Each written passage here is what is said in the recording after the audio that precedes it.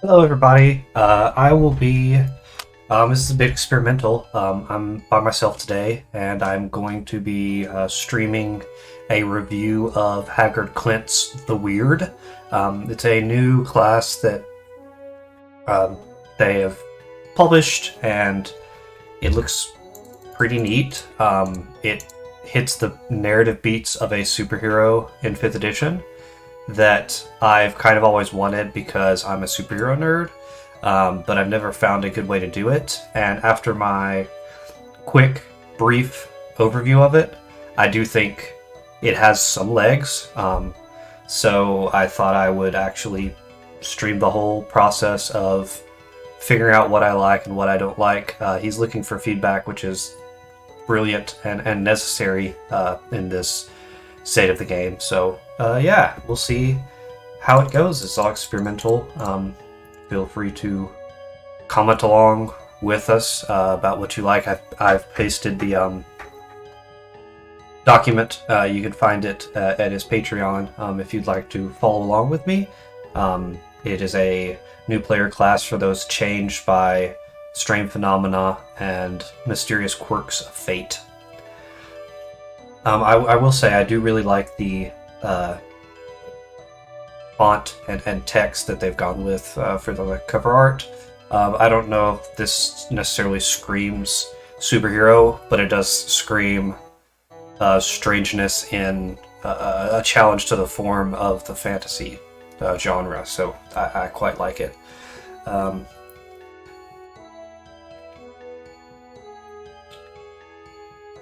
There we go. My computer's lagging behind a little bit, but that's okay. There are some guidelines on pages 3 to 4 about what the class does. The new class text on 2 pages, and then 8 through 15 are all different subclasses. I looked at it as about half to 3/4 a page per subclass, which I think is pretty manageable. As well as some guidelines on how to homebrew your own on page 17, which I think is fantastic and necessary if you're going to put out your own class. He's actually, a lot of custom classes I've seen only have 5 at most subclasses that quote unquote launch with it, but he has 1, 2, 3, 4, 5, 6, 7, 8. That's pretty dang impressive. Clint is both the cover artist. Oh wow, he's a cover artist too, and lead designer and graphic designer, with editing by Matt Allen, and special thanks to Bradley and Mitch. And this is some guidelines on basically just open game license stuff. And we'll get into the class itself. Okay.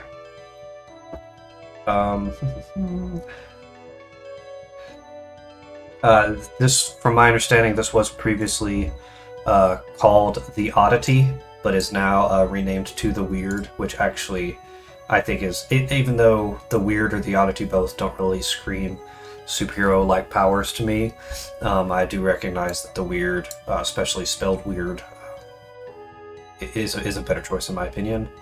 I'm not going to read through all of this, but in general, it is Wyrds exist in a multiverse where they are a challenge to the natural order. Chaos gives them their powers, and as such, they are channeling and existing in a state where the laws of physics and the universe and multiverse as a whole doesn't really apply to them in the same way it does everyone else. Like, you're wreathed in flames, but the flames don't hurt you, which is quite abnormal. Or you Hulk out and become this paragon of strength when in reality you probably shouldn't have all that strength. It's like they're twisting the fabric of what it means to exist and channeling it through their body and extremities, and it becomes a pseudo constitution caster. Warlocks and sorcerers are both charisma casters as well as the bard. they use charisma as their primary casting stat.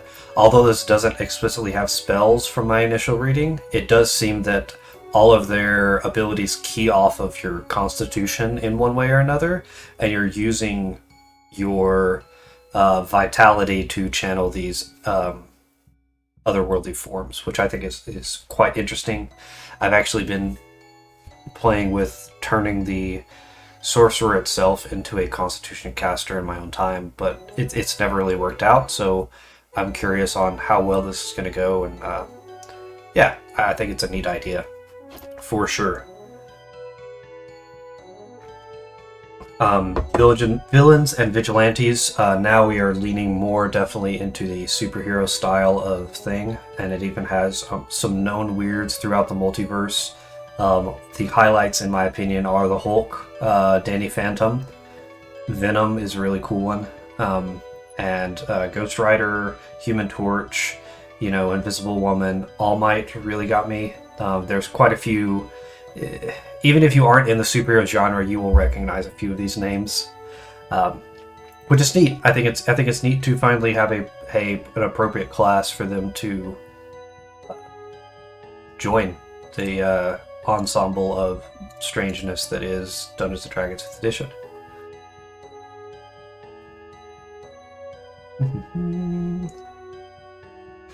Great power, great responsibility, such as the famed Spider-Man quote goes, and Children of Fate. This leans me into the Marvel's mutant style of narrative, which I think is really neat. And let's get into the mechanics, because that's what I love so much about this game. Give me a second, I'm going to turn my music down just a tad. Okay. Creating a Wyrd. Here is their class table. They have very small class table compared to the other 5th edition classes, it seems. Their second level, 6th, 10th, 14th, 17th, 18th, and 20th are notably void of any features. Clint has noted that he didn't want to overpower the class too much starting out, which I think is an interesting way to go about it. Their temporary hit points does increase, but that is just a stark calculation of your Wyrd level times your times 5, which we'll get to in a little bit. But these blank levels do worry me a little bit, and I'll get more into it further into the thing. There's a section on making a quick build, which we're not going to. We're gonna dive right in. It has a 1d6 hit die, which is the same as sorcerers and wizards, the squishiest of all 5th edition characters in official literature.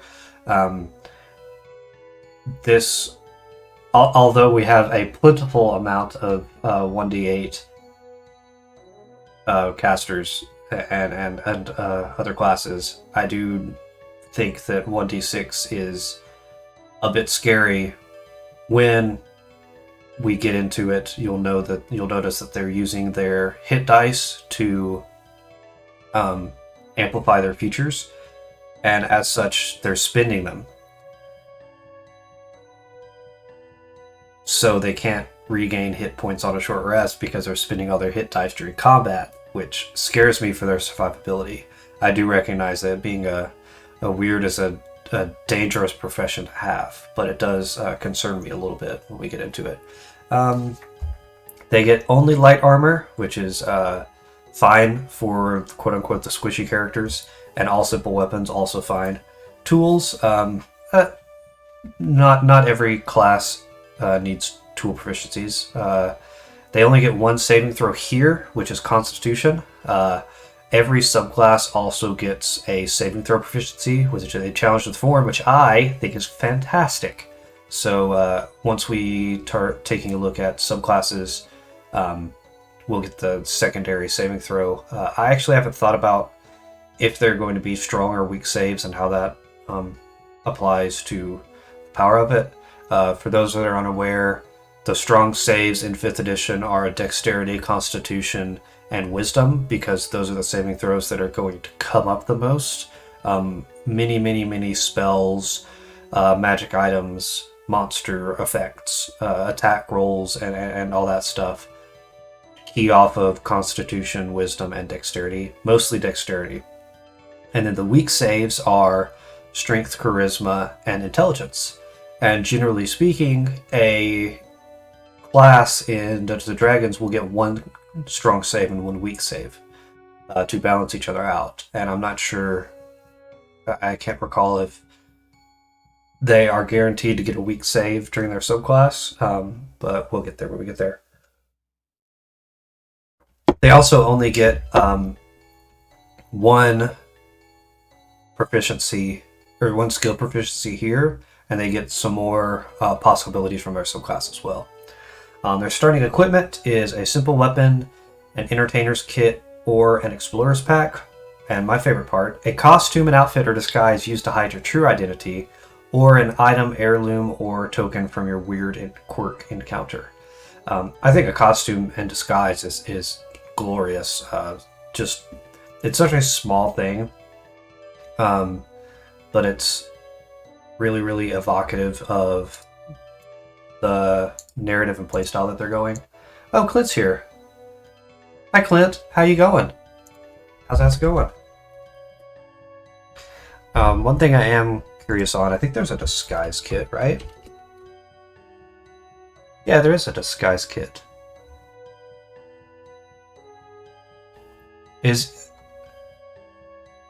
I'm curious on why they don't get a disguise kit proficiency. I think that would be a fun tool proficiency to have at first level, as they'd be able to, disguise themselves at any time they want. I think that'd be nice. And your gold pieces is 1d6 times 10 to buy your equipment. I think that's fairly standard across all the classes that have very little equipment to purchase. Oh man, you're from Australia. That's quite a ways away. I didn't mean to ping you at 2 a.m.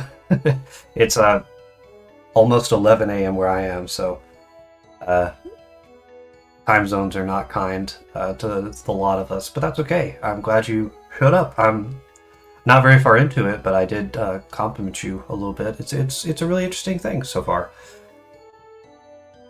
Your Wyrd Quirk is your subclass for all intents and purposes, and there's a Quirk origin for each of these. You get quite a few subclass levels at 1st, 3rd, 6th, 9th, and 14th. If I recall, I don't know if any other classes get so many subclass levels. I don't think that's a bad thing for what it's worth.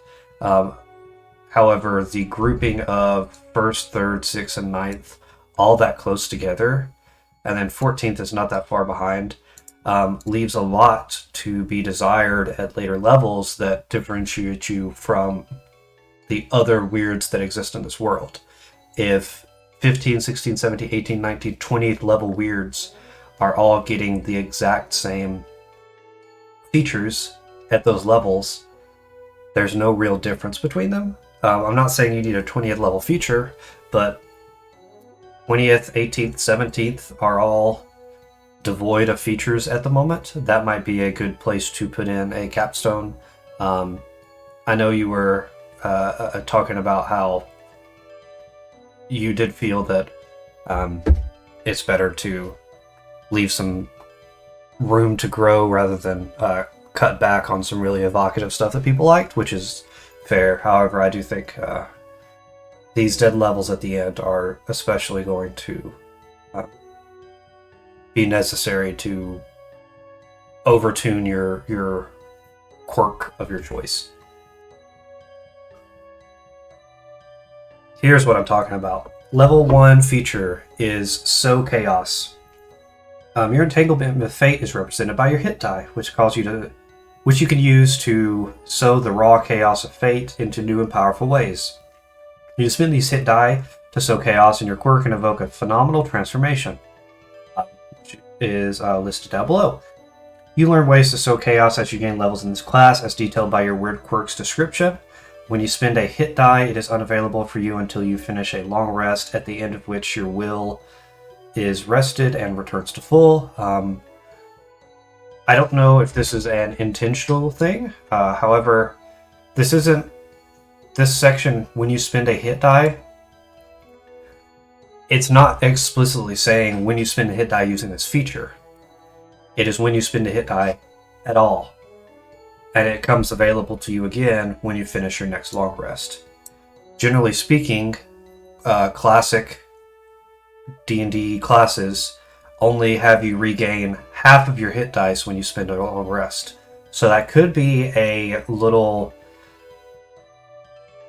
I don't know, hack of your class as a hidden little feature of your class is that they get all their hit dice whenever they finish a long rest, which I think is really neat and builds into that Constitution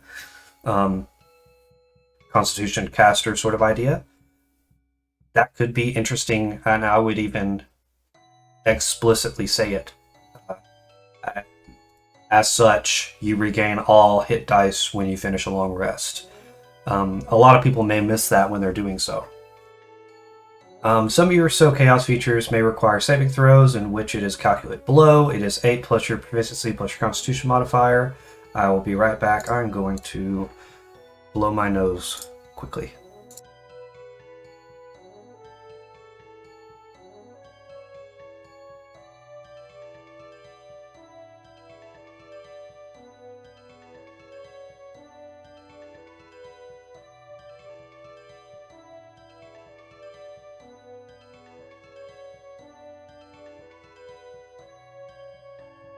Okay, let's get back into it.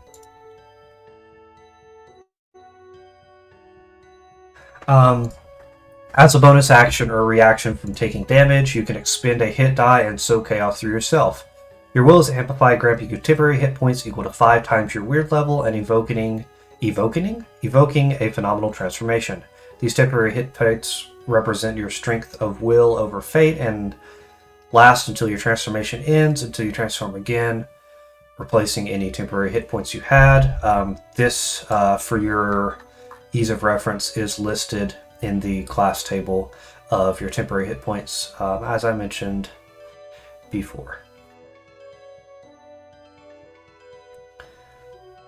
When you transform, you undergo a metamorphosis, making you unrecognizable from the one you once were. Any creature that does not see you transform cannot be sure you transform yourself in the same and are the same creature. Okay, let me finish for a second. While transformed, you wear your natural armor. Your natural armor is AC, makes your AC 10 plus your Dex mod plus your proficiency bonus, and you gain additional benefits and abilities detailed in your Wyrd Quirks description, which is your subclass. Your transformation requires your concentration as if you were maintaining a spell for the duration. You do not roll Constitution saving throws to maintain your transformation if you have any of your temporary hit points remaining. You can transform a number of times a day equal to your proficiency bonus. Your transformation lasts up to 1 minute or until your concentration is broken or ended by you requiring no action. Okay, so one, which is just a side quick note, I think that it would be cool if you gave them disguise kit proficiency and say when you transform in this way, you automatically get to change costumes, which is a silly way to rush into a phone booth and pop out as Superman, or your shirt and shoes and such rip off whenever you Hulk out. It's silly, but I think it's really evocative and adds to the way you transform. I don't know, I think it's cute. The other thing that I wanted to point out is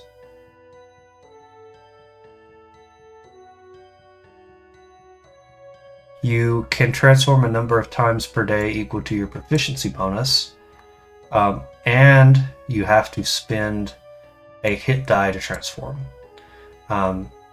So even though at first level you can transform twice because of your hit dice.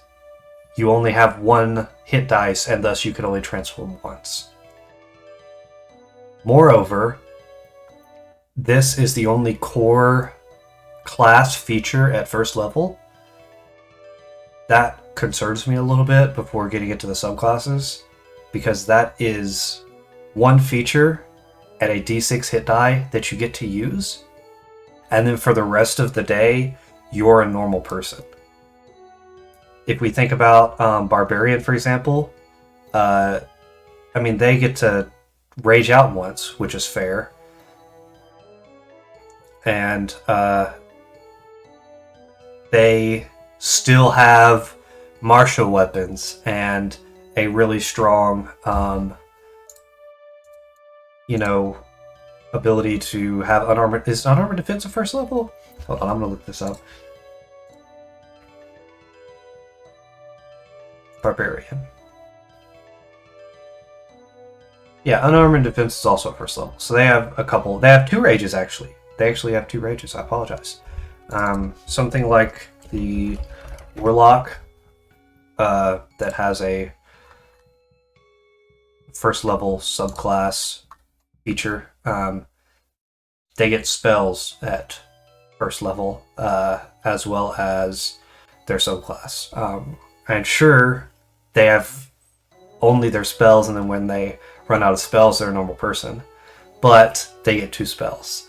So I'm a bit concerned that you can only do this once. I would be interested if you could, like you say, it should be half your proficiency bonus or not at all.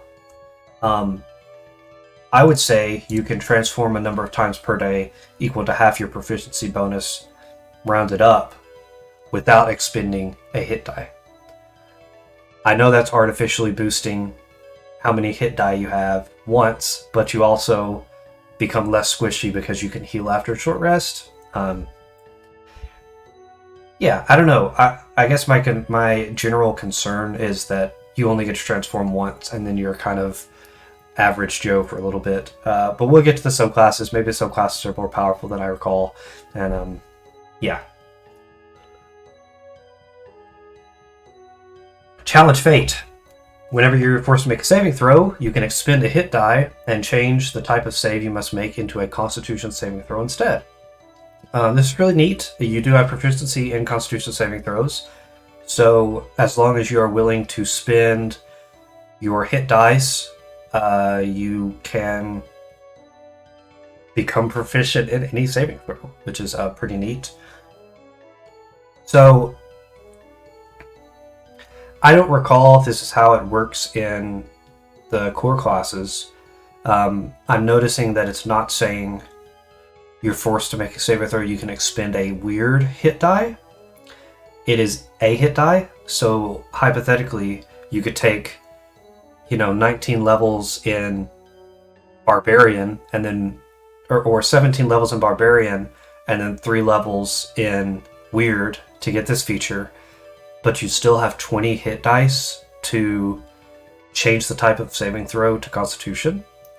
And yeah, you're expending a d12 hit dice instead, but that goes for any class. I'm not sure if that's intentional or not, but it's something I wanted to point out in case you were not aware of it. 4th level, as well as 8th, 12th, 16th, and 19th, which is pretty standard, is your ability score improvement.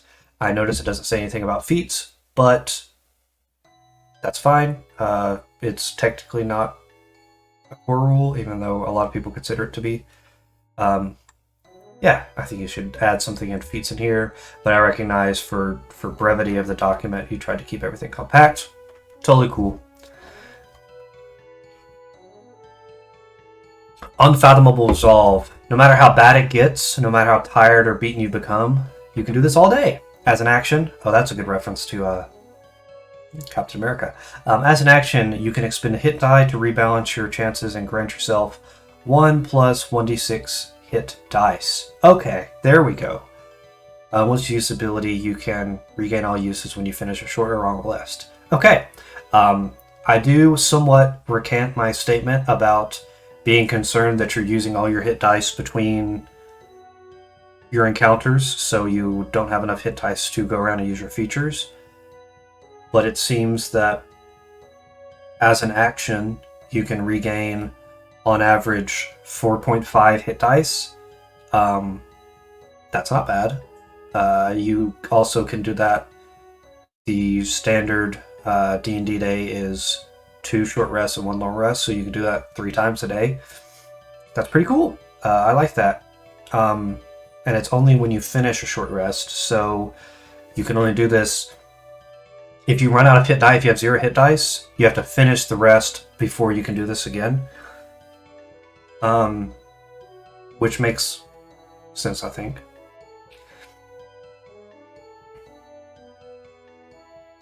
Yeah, sure, that makes sense. Touch Destiny. Your entanglement with fate assures a touch of destiny. The enemy's cloak catches on a branch. The sunlight shines. Oh my gosh, you just wrote plot armor in. This is great. Sunlight shines in the eyes of the archer. The wind knocks over a bottle of oil, which is dripping along the bookshelf and onto their manacles. Or a similar series of events occurs, a twist of fate in their favor. If a friendly creature within 10 feet of you rolls at either advantage or disadvantage, they may add your Constitution modifier to the roll. Interesting. I do like the plot armor. It's the thing that Batman just happens to be in the same bar as the Riddler that night, or something ridiculous. That I quite like. As it's like stupid when it happens in universe, but if you have the power to mess with it, I think that's really cool. I am going to criticize friendly creature. I don't know if that's core anywhere. Isn't it an ally within 50 feet? No friends. The spell does use friendly creature, doesn't it? Actually, friends does a creature of your choice that isn't hostile towards you. What about calm emotions? There's a spell in there that says friends, right?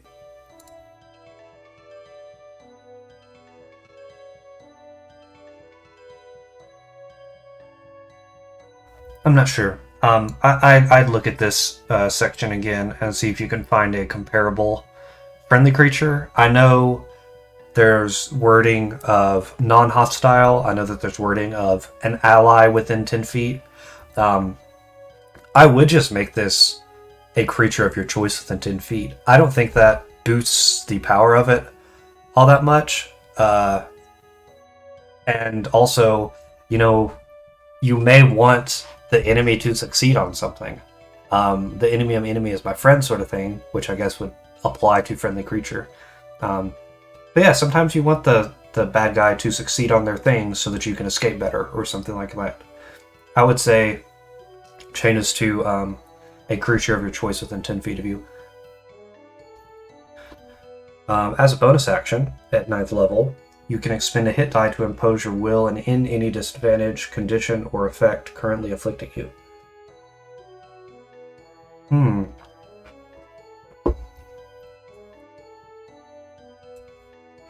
Is this referring to the 5th edition mechanical text advantage or disadvantage? Or is this just a reference to a general disadvantage that your character may not be having? The additions or effects are like core game language. And the explicit, I will chastise you up and down, the explicit misuse of your Oxford comma. I know it's technically correct, but I don't like it. I don't like it one bit. Grumble, grumble. Yeah, I would, if this is just a general non-mechanical disadvantage, I would rewrite it to say any something else, condition or effect. If it is a mechanical advantage or a mechanical disadvantage, I would rewrite it to say end any effect that is any condition or effect that is granting you disadvantage or currently afflicting you. Although that's a little bit fishy because there's stuff like Maybe put a timer on it until the end of your next turn or something, because there are such things such as exhaustion that can give you disadvantage on ability checks, for example. And as a bonus action, you can just spend a hit die to get rid of that level of exhaustion. Makes sense in a narrative, and I do like that. However, I would put a timer on that, because if you're exhausted and you just spend one hit die to get rid of it for the entire day, I think even at 9th level is scary good. If your transformation lasts for 1 minute, which is about an encounter, I think Indomitable Fortitude should also last 1 minute. I think that's fair.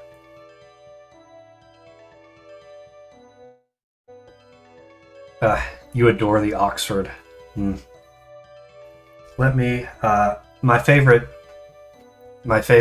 example of why the Oxford comma should always be there is I'm going to hold on. I'm trying to let me write it out because it's not going to work unless I do.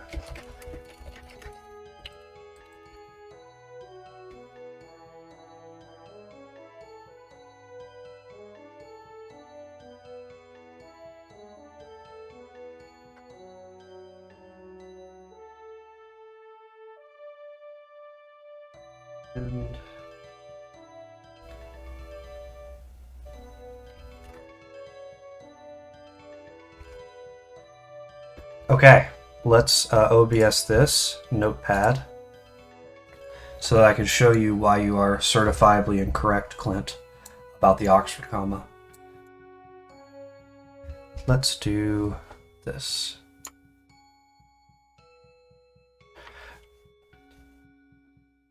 Window capture. Add source. Notepad. Okay. Here we go. I'm going to a party with some hot ladies. Jeremy Crawford and Chris Perkins. Now you see how this Oxford comma being excused makes it seem like the two hot ladies I'm joining the party with are in fact both Jeremy Crawford and Chris Perkins. However, if I do add the Oxford comma, it makes it very more clear that there are three separate entities here. It's great. Just saying, Oxford comma is a necessity. That's your English lesson for the day. Okay. Force of will. Your strength of will over fate is so strong that you can now sow its chaotic forces into your attacks. When you deal damage to a target, you can expend any number of hit dice, and as a result, add the result as bonus force damage in addition to your damage dealt, and the creature attacks against you are at disadvantage until the start of your next turn. Interesting. So, in essence, whenever you deal damage to a target, not necessarily from a attack, or it can be if you have a spell later on for some reason, it could be a spell. It can be you dropping a chandelier on their head, possibly, although I guess it's the chandelier dealing damage. I'm not sure the mechanical effects of that. However, if you deal damage, you can expend any number of hit dice and roll as bonus force damage in addition to your damage dealt. And then the creature has disadvantage against you on attack rolls until the start of your next turn. Which is really cool. I'm going to point out again here why my concern of expend any number of hit dice does not specify weird hit dice, which, is fine. However, if you have a barbarian that takes 11 levels in this, they can suddenly add 9d12 extra force damage. Let's say 20th level character, 9 levels in barbarian and 11 levels in weird. They can add, it's only the one one instance of damage, but they can add 9d12 plus 11d6 extra damage. So I would actually specify that it has to be Wyrd hit dice if that's what you go for. Otherwise, if you're going for the other thing, go crazy.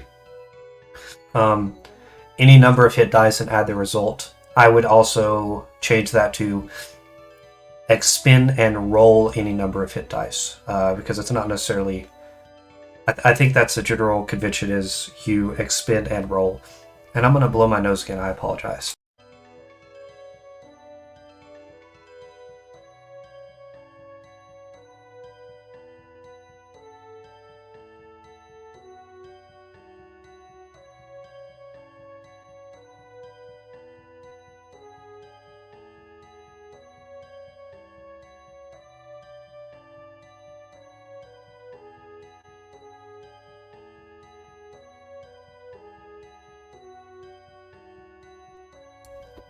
Okay, back. Enduring focus. You are in balance with fate and have achieved mastery over your quirk. Your phenomenal transformation has no maximum duration and now lasts until your concentration ends. That, my friend, is a fantastic pseudo capstone feature. In fact, I believe, if I go back up to the table, that is the final... Other than ability scores, that is the final capstone feature of both your class and subclass, which I think is a fantastic capstone, although I would like to, as I mentioned, see some more features in here. You know what? While we're at it, I was thinking that as a narrative reflection of half the time you're spent being a normal folk and half the time you're expending your hit dice to become the Hulk or whatever. I'm curious on if your 2nd, 6th, 10th, 13th, 17th, or 13th, 14th, 17th, 18th, 20th, all those levels where you don't get a feature, or maybe not all of them, some of them, could those... Actually, hold on. I take that back. Now that I look at it, you do get a subclass feature at 1st, 3rd, 6th, 9th, and 14th. So the 1st, 3rd will get one, 6th will get one, 9th, and 14th. So your 2nd, 10th, 13th, 17, 18, 19. That's still 6 levels where you're not getting any feature at all. Could those levels be appropriate for you to gain a proficiency in a school or a feature of your choice, or a skill or tool of your choice? And the reason I ask that is because, Superman crashed down and he realized he needed a job, and his normal, air quote, human self decided to go get a job at a newspaper, that place. Spider-Man is proficient in taking pictures. Hulk is proficient in science and chemistry and all that. So I'm curious on, maybe at 2nd level you could grant them a feature that allows them to half the time it takes to learn a new skill or tool during downtime. And then at your dead levels, 10th, 13th, 17th, 18th, 20th, maybe a couple of those actually just straight up say, hey, you can learn a skill or tool of your choice, because your alter identity self does need to be able to sustain itself. Yeah, you're fighting monsters, but when you're not fighting monsters, you got to do a day job, right? That could be an interesting way to go about it.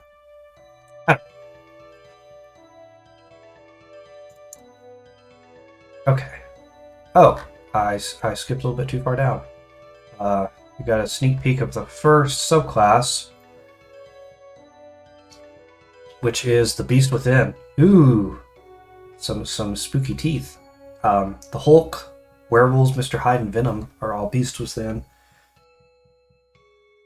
And I do realize that the origin table is something you can get a trinket that matches your origin with your starting equipment. So one of the origins is natural. Word of a crashed meteorite gave you a final clue into tracking down the curse that consumed your family, but something is wrong. Mechanical. An overambitious xenozoologist injected you with a formula and hoped to harvesting your organs once it was done feeding. Mystical, you attempting to escape a hag and stumbled into the wrong set of shelves, cut yourself on a jar of strange living black liquid. Mutation. Accidental exposure to a strange mist roused the dormant primal blood passed down through your family since the dawn of time. I think these origin tables are great. I always love me some tables. Quirk Proficiencies. The beast amplifies your physiology for your own gains. You are proficient in athletics and acrobatics as well as strength saving throws. This is what I was talking about, how you get both a proficiency in a saving throw as well as 1 or 2 skills. That's the word. Is that how? I thought it was you gain proficiency. Give me a second. Depending on how the core things word it.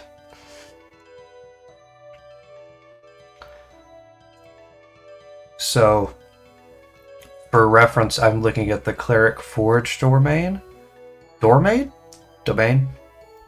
When you choose this domain at first level, you gain proficiency with heavy armor and smith's tools. And I'm trying to think of a first level subclass that allows you to gain a skill proficiency. Nature, maybe? Nature domain? No. Yeah, you also gained proficiency in one of the following skills. So I would update this wording to you gain proficiency in athletics and acrobatics and strength saving throws. Your other core first level ability is your unarmed strikes use a d6 and you add double your proficiency bonus when making perception checks, relying on your sense of smell or hearing, which I think are aptly bestial. Very, very good.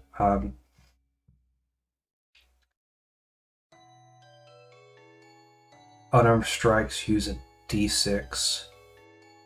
I know that Monsters of the Multiverse updated how they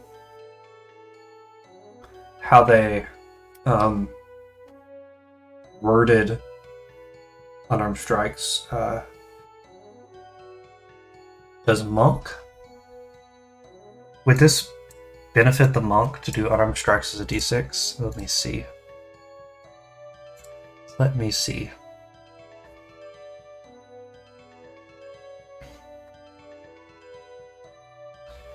Yep. So the Monk's Martial Arts feature says you can roll a d4 in place of the normal damage of your unarmed strike or monk weapon. And the Beast Within says that you deal 1d6 as instead. First of all, I would reword that to say your unarmed strikes deal 1d6 damage. And I would even go as far as to say a werewolf isn't going to be bludgeoning you. I think you could easily say your unarmed strikes deal 1d6 damage and your choice of bludgeoning, not magical bludgeoning, piercing, or slashing damage. That'd be sweet. Oh, there's been an update where they can include your strength now. Interesting.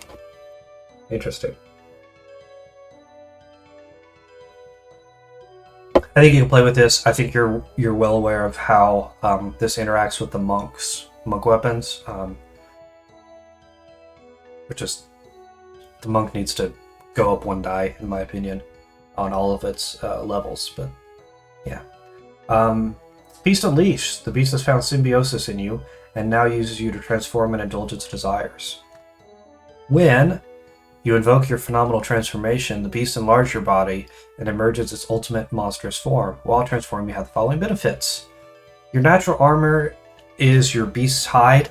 Your AC increases by 1, which if we reference the previous section, it is 10 plus your dex plus your proficiency bonus. So that's going to be 11 plus dex plus proficiency. You cast one size larger when determining how much you can pull, lift. How much you can lift, pull, or carry, and your size increases by 1 from medium to large, for example. Okay. This, I recently did a crap ton of research into what it means for a player character to be large instead of small or medium. You know what? I'm going to pull it up. Give me a second to find it. Which might be helpful. I will forward this document to you, Clint. Let's see if this came through.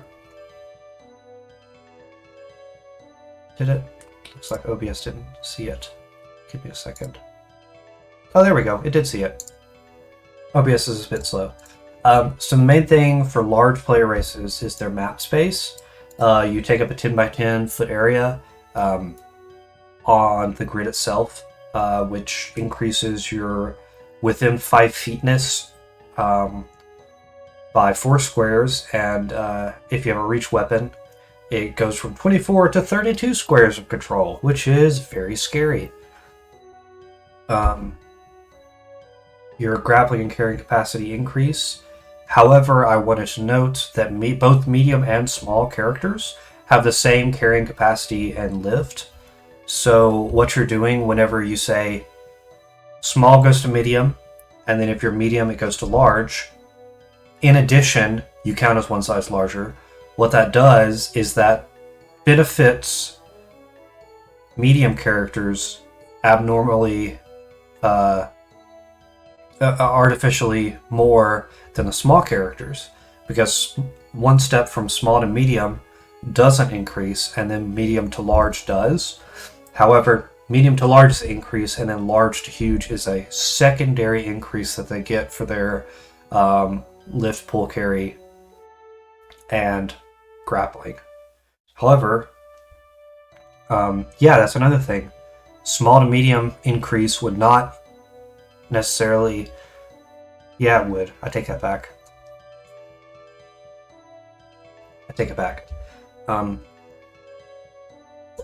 You could, hypothetically, since small and medium both take up a 5 by 5 square, you could say your size increases to large, and you count for one size larger when determining how much you can lift. That would increase both of them the same amount when it comes to pulling, lifting, and carrying. Otherwise, I'm a bit concerned on how that artificially benefits medium races more so than small races.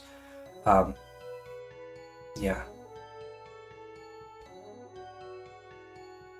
Yeah.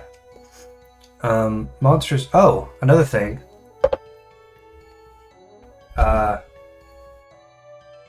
Such as I believe, Orcs and Goliaths and Minotaurs have a powerful build feature.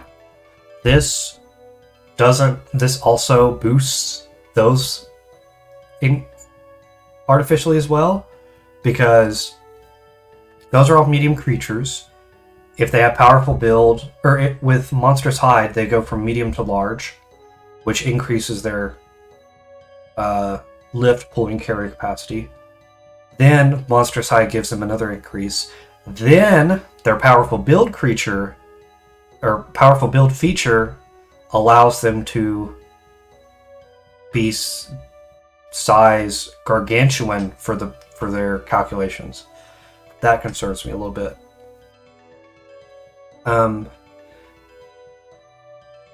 Your unarmed strikes use D8 whenever you're in this monstrous form. I think that's cool. It increases you gain levels, a D10 to 12, and a D20 at 14th level. Holy moly. When you make an attack using your unarmed strikes as a bonus action.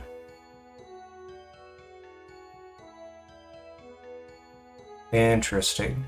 I don't know if this is standard. I don't know where else this would reference. I don't know where you could reference this, but it can... It has to be a melee attack, because an unarmed strike can't be a ranged attack. Unless I'm mistaken. I don't know. As a bonus action, you can leap up to 10 feet at a creature.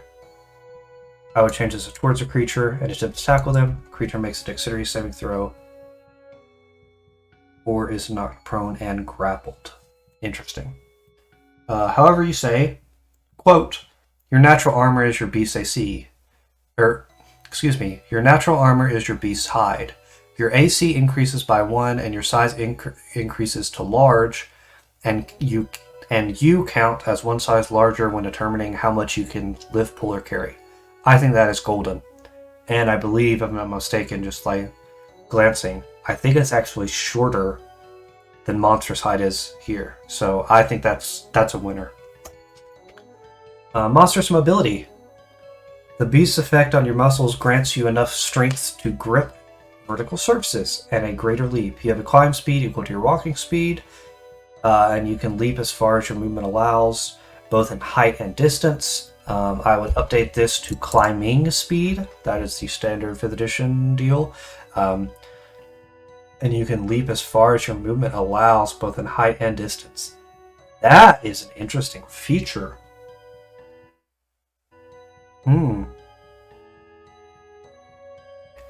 I think it's a great feature. However, my concern is a similar concern that I have with the Unearthed Arcana that released the what were they called? The is it Hazo-D or Hazo-Z? The incredibly racist monkey people that have webbing between their arms. They have a glide feature, and the glide feature suffers immensely because the rate of falling is not very well written in 5th edition. And similarly, the rules for jumping are not very well written. You can leap as far as your movement allows. Interestingly, wouldn't do anything because jumping is a specific called out mechanic. So you would need to say you can jump as far as your movement allows, both in height and distance. Let's take a look at long jumping and such. Jumping, because it's a mess.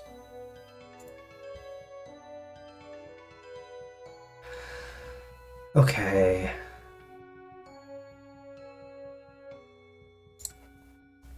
Jumping. Your strength determines how far you can jump. Oh, this is also a wording issue with the rabbit people. The stupid name they gave rabbit people. Paragon, that's it.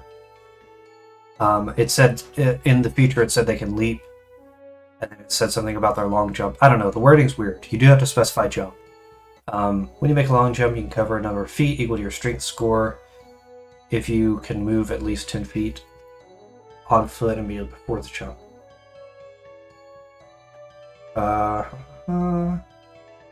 Each foot you clear costs a foot of movement for a long jump.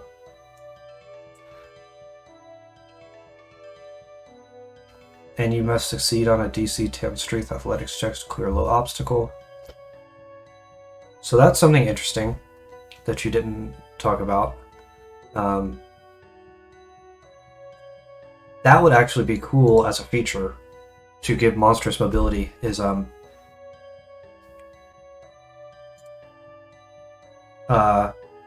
you treat any athletics check to clear obstacles while jumping lower than 9 or 10 or lower as a 10, so that you can always make these checks it sounds a bit silly, but a werewolf running through a factory or something is always going to be jumping over those boxes and such, or just clearing straight through them, or hedges or low walls. You are always going to be doing that. That would be a really cool feature. And if you land in difficult terrain, you must make a DC 10 dexterity check. That would, although it would artificially benefit grappling, I think that would be a cool feature. With the climb speed and scrap this movement bonus of you can leap as far as you want, and say, while in this form, any athletics check or acrobatics check you make lower than a 10 becomes a 10 instead. Maybe not do a 10, maybe that's too high for a 5th level character. I think it might be, but maybe do a 5. That's what, if you gain proficiency in it, and at level 5 it's going to be a +3. So as long as you have a +2 strength, you are golden. As you were talking about your unarmed strikes gaining a benefit of strength, you're going to go with strength build. So I would change that to any roll for while you're in this form, any roll of an athletics or dexterity or athletics or acrobatics check with the results on the die lower than 5 becomes 5 instead. That will almost guarantee you always have the ability to clear those low obstacles and dexterously land in difficult terrain. That would be sweet.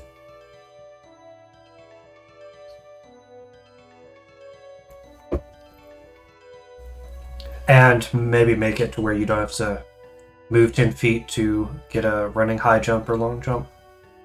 I don't know. I'm just throwing stuff at the wall. Ferocious Roar.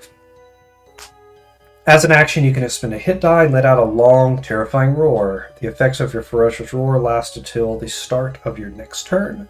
Any creature of your choice within 10 feet of you and your roar must make a Constitution saving throw or take 2d10 thunder damage and become frightened of you for 1d4 rounds. Your roar can be heard from up to 300 feet away and is frightening to beasts with an intelligence score 3 or lower. A creature frightened by your roar can make a wisdom saving throw at the start of your turn to end the frightened condition.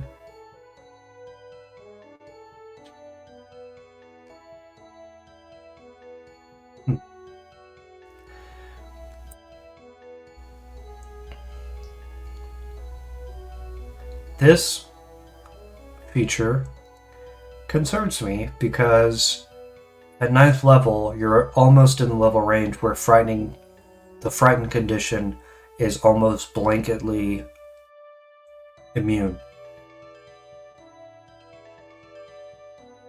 Intelligence score 3 or lower, sure, why not? A creature frightened by your roar saving throws for your turn. I would move that to at least the end of their turn to save again, because they're going to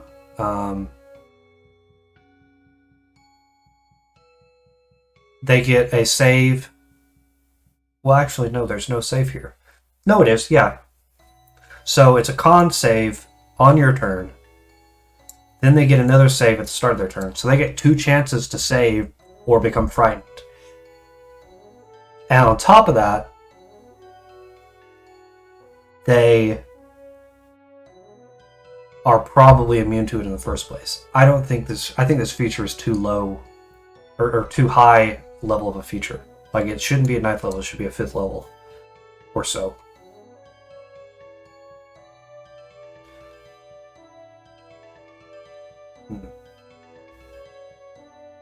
Okay. Absolute Carnage. Absolute Carnage. You know the scent of fear and can track any creature you frightened using your Ferocious Roar up to 1 hour from the time you frighten them, even if they're no longer under the frightened condition, and provided they still reside on your current plane of existence. While transformed, the scent of fear increases the savagery of your beast attacks.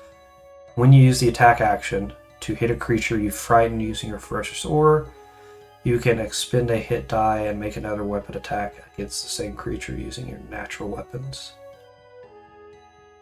I know there's some weirdness between natural weapons and unarmed strikes.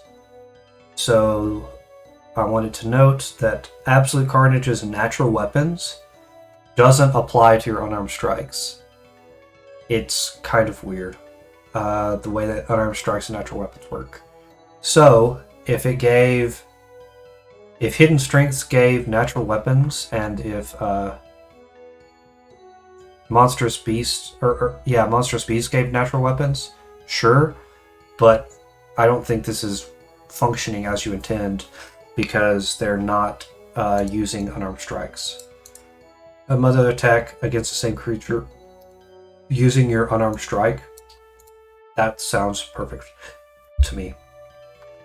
One thing I do want to note is this entire subclass grants the abilities to be a frontline character. However, you have 1d6 hit points, plus, I'm going to say at first level, 5 temporary hit points. So don't get me wrong, you're effectively doubling your hit points. However, you only have a AC of 11 plus Dex plus Proficiency while you're transformed. The second you get knocked out of your transformation, you are squishy and you need a way to get out. You need a way to get out of frontline. Otherwise, you are Bruce Banner standing in front of Abomination, and that is not a good place to be.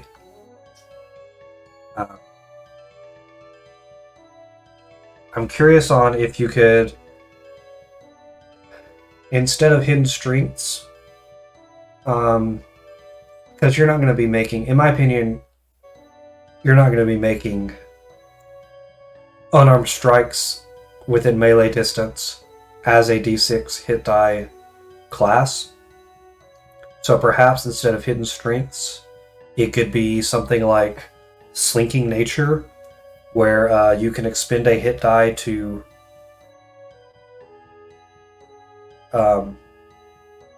take the disengage action as a bonus action, or something along those lines. But now that I think about it, at first level, you're not going to have a hit die to do it because you're going to be using your transformation. I think there should be some way to get the hell out of dodge whenever your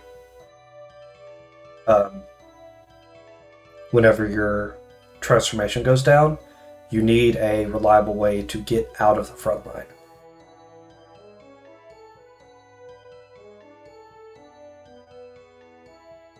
And I don't know of a good way to grant that as a core Bruce Banner ability that's not transformed.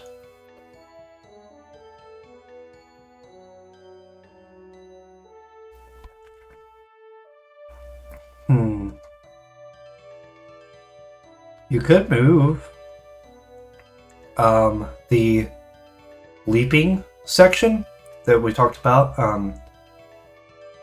You could say monstrous mobility at first level, give them the ability to clear low obstacles and land in difficult terrain. Treat anything lower than a 5 as a 5.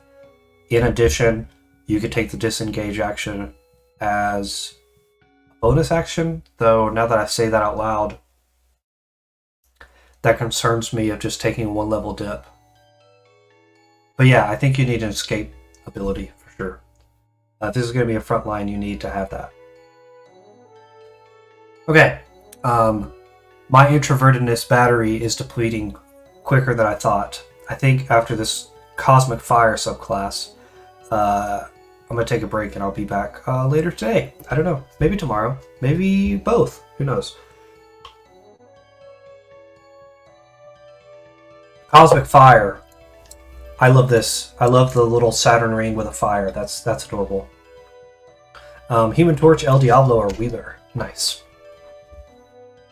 Words of the cosmic fire share fate with the first element that bursts into the cosmos into existence. While transformed, the Wyrd is engulfed in cosmic flames, converting them into a living torch. Your origins are natural. You could be born with the unique sensitivity to your element that is through training. You've learned to amplify it. Mechanical. An explosion warped the suit that you wore, protecting yourself against the elements. Human Torch style. Mystical. An early experiment in spellcasting permanently enchanted you with druidic magic. Mutation. Exposure to a certain element triggered a reaction designed to protect you from it. I just noticed. I wonder if this is true for all the subclasses. It is true for every subclass. Clint, you mastermind. Every subclass's origin are natural, mechanical, mystical mutation. Every one of them. That's great. I love it. However, put these origins in alphabetical order. It's easier for the reader, for sure. Okay. Quirk Proficiencies. The element eliminates you in the dangers of the primal world. You become proficient in nature and survival and at dexterity saving throws. Okay. That is interesting. I get nature or survival. I'm not sure I understand nature and survival. Although I suppose it makes sense. Dexterity saves make sense because you're always on fire. You're going to be running from yourself. Thermal sight. Fire burns within your eyes, lighting your way through the dark. You see heat and warmth within 120 feet of you as if it were dim light. Any heat you see appears as a spectrum, with blue appearing as the coldest, yellow to red as it's normal, and white is the hottest. Living creatures give off a 5 feet of dim light to you, allowing you to see their vague shape, but not any specific details other than what they might be wearing. This, you can see heat and warmth as if it were dim light. I'm going to look up the rules for lighting because it is always confusing. Dim light.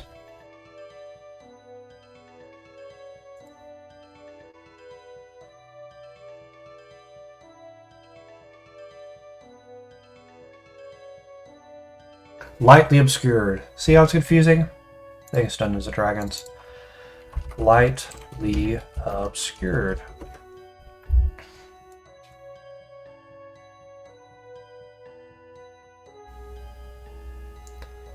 Lightly obscured area, you have disadvantage on wisdom perception checks that rely on sight. Okay, so even if you see someone 120 feet out due to their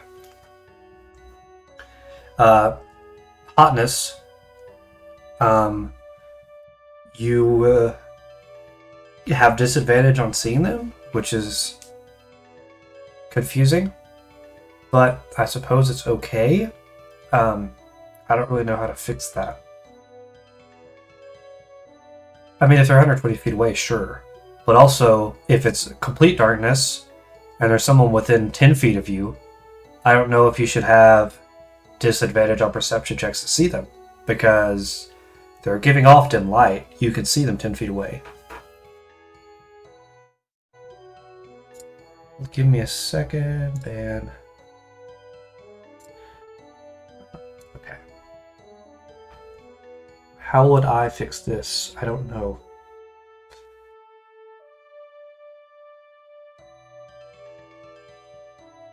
Okay, what if instead of fixing this, ignoring the problem with it altogether, you could give them advantage on saving throws against becoming blinded. You always have fire in your eyes. Why not? Right? I don't know. Okay, let's continue. Cosmic Ignition. Great name. Your fire sheaths your body, swirling and coursing around you. Whenever you evoke your phenomenal transformation, you are engulfed by fire and erupt into cosmic radiance. While transforming, you gain the following benefits.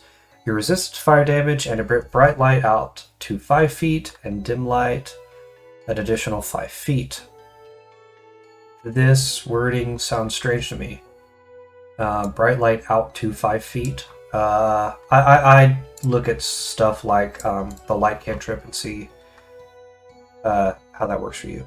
Oh, yeah, give them, as well as thermal sight, just give them the light cantrip. That sounds cool. When you move, you can choose to leave a trail of fire behind you, creating a 2-foot high, 5-foot wide wall of flames. 2-foot high, 5-foot wide. This trail lasts until the start of your next turn. It deals 1d4 fire damage to any creature that occupies its space during your turn.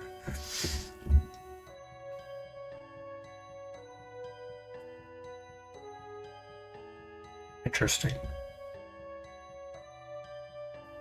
I'll come back to this in a second. You can conjure motes of fire in your hands, which can be shaped in various ways. Your arm strikes use a d6 and deal fire damage, and your motes deal 1d6, plus your dexterity modifier and fire damage. Okay. As an action, you can conjure a mote and hurl it at a target you can see within 120 feet of you as a ranged attack. As an action, you can conjure a mote and blast a wall of fire up to 15 feet from your position, creating a wall 5 feet thick, 30 feet long, and 10 feet high. Any creature caught in your wall's area must make a dexterity saving throw or take 1d6 fire damage, and your wall disappears at the end of your next turn.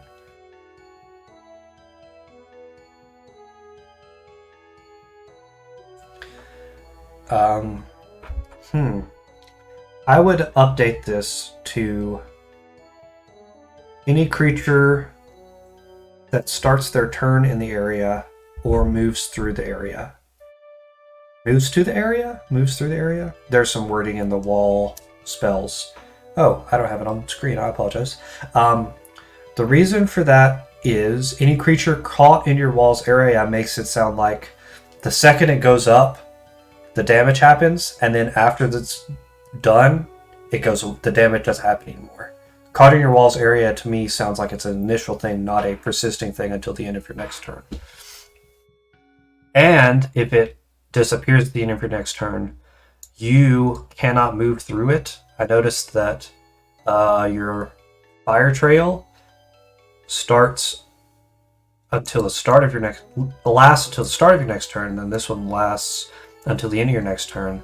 I would make them both the same, and moreover... Oh, interesting. Okay.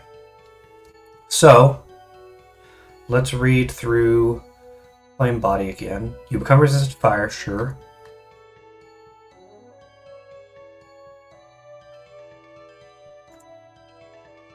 When you move, you can choose to leave a trail of fire behind you, creating a 2-foot high, 5-foot wide wall of flames.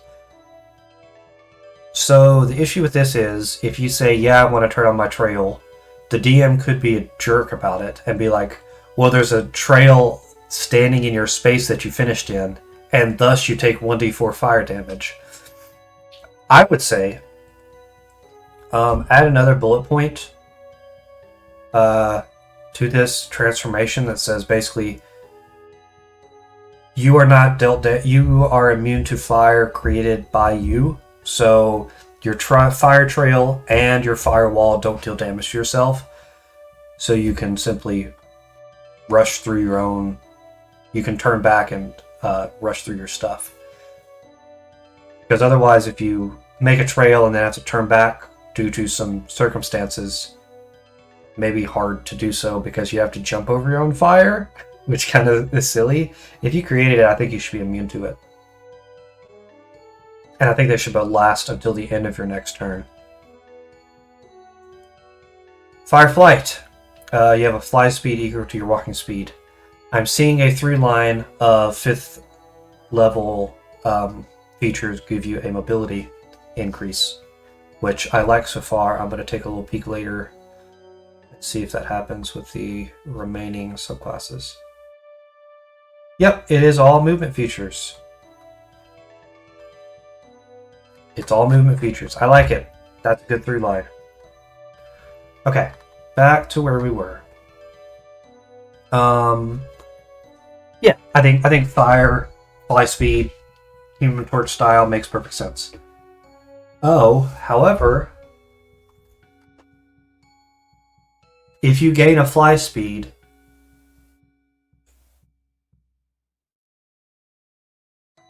Well, no. Fire behind you, creating a 2-foot high, 5-foot wide wall of flames. This doesn't right now specify that you need to have it be on the ground.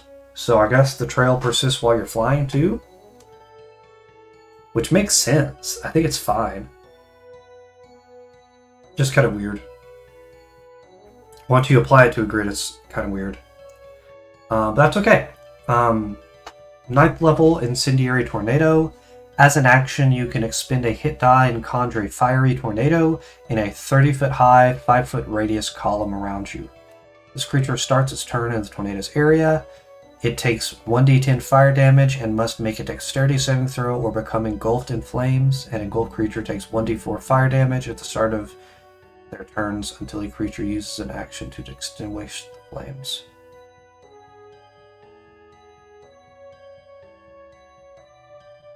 Okay, so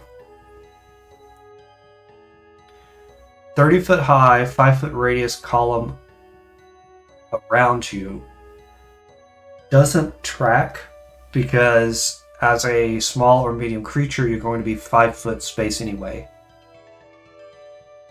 And a 5-foot radius column. Oh, I see what you're doing. I would reword that to 30-foot high, 15. I was going to say 15-foot diameter, but that isn't anything. Screw it. Challenge the form. 30-foot high, 15-foot diameter column of fire centered on you.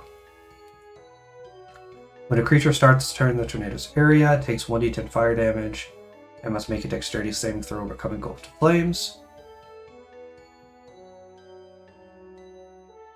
I like that there's not another save afterwards. This flame is so persistent that you have to pat it out yourself, and I like that.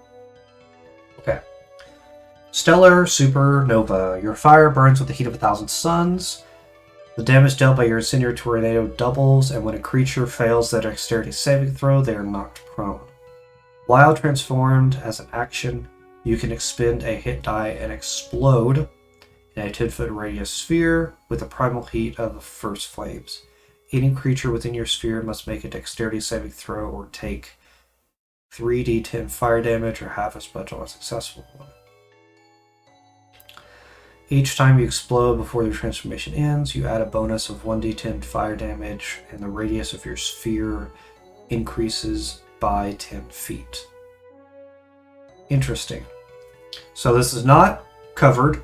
However, I want to point out that higher level monsters will have a higher chance, is not the right word, but generally speaking, how I mentioned that higher level monsters are immune to the fright condition, higher level monsters are going to be also either resistant to or immune to fire. I think it would be interesting if you merge your cosmicness, because I'm only seeing a lot of fire, I'm not necessarily seeing the cosmicness. If at one of these levels, any fire damage you deal can instead be radiant damage, that would supersede a lot of the resistance and immunities as monsters, plus give you a unique way to use your fire.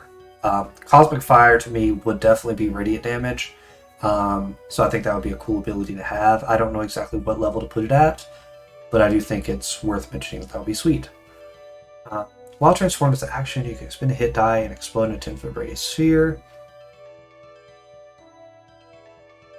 Each time you explode before your transformation ends, add a d10 of fire damage, and the sphere increases by 10 feet. Which is crazy, because 10 foot, then 20 foot, and then 30 foot, that is insane. That is absolutely insane radius of stuff. I would specify a 10-foot radius sphere centered on you. I think it's very much implied, but I think it's still... Oh! Also, I missed this first read. When you deal damage with your incendiary tornado, they're knocked prone. That is cool. I like that a lot. Let me, hold on. At 14th level, is that... No, 15th level is your capstone, right? Where you can do it forever. your quirk lasts forever. So, at 15th level, over the course of various days, you can simply blow yourself up multiple times and just have a sphere that increases by 10 feet every time. And holy crap. Okay, so let's say, right? Hypothetically, my math mind is going. Hypothetically, we restore 1 plus 1d6, which is 4.5 average hit dice per short rest, and we have 2 of those per long rest.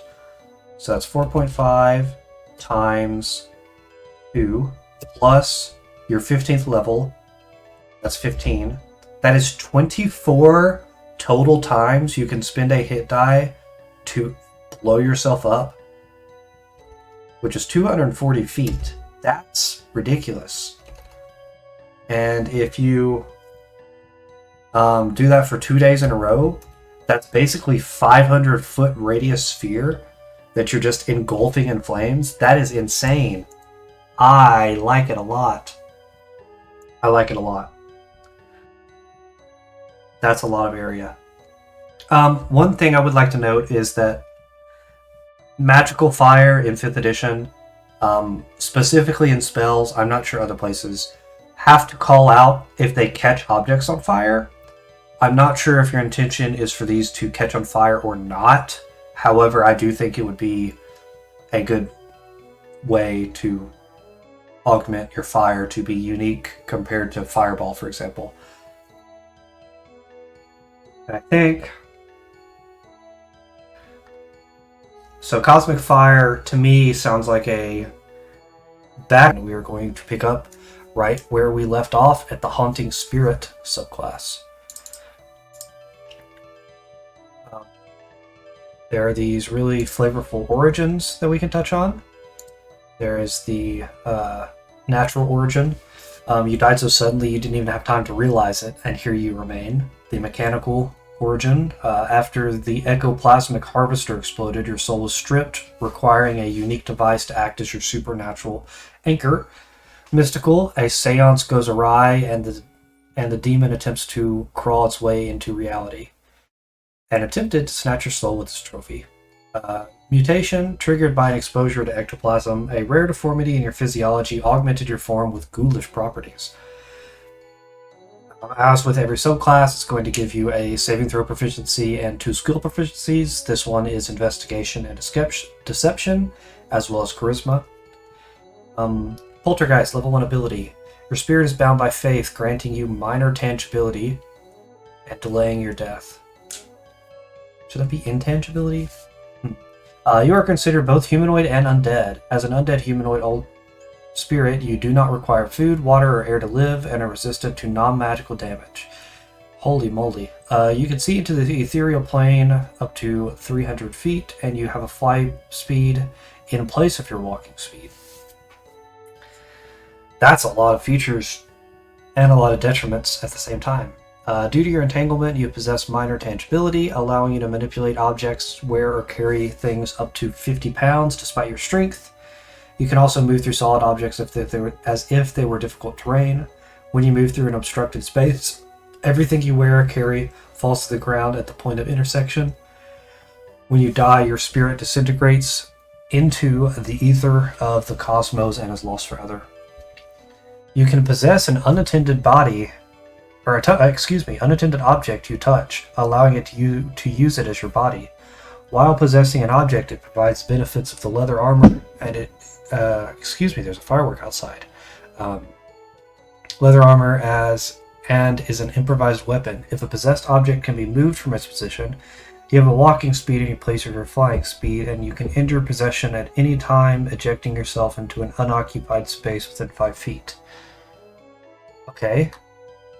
Very challenging to the form. So let's break this down, right? First of all, you are considered both humanoid and undead. Give me a second. Let me take a look at my Google Drive because I have just what we need for this.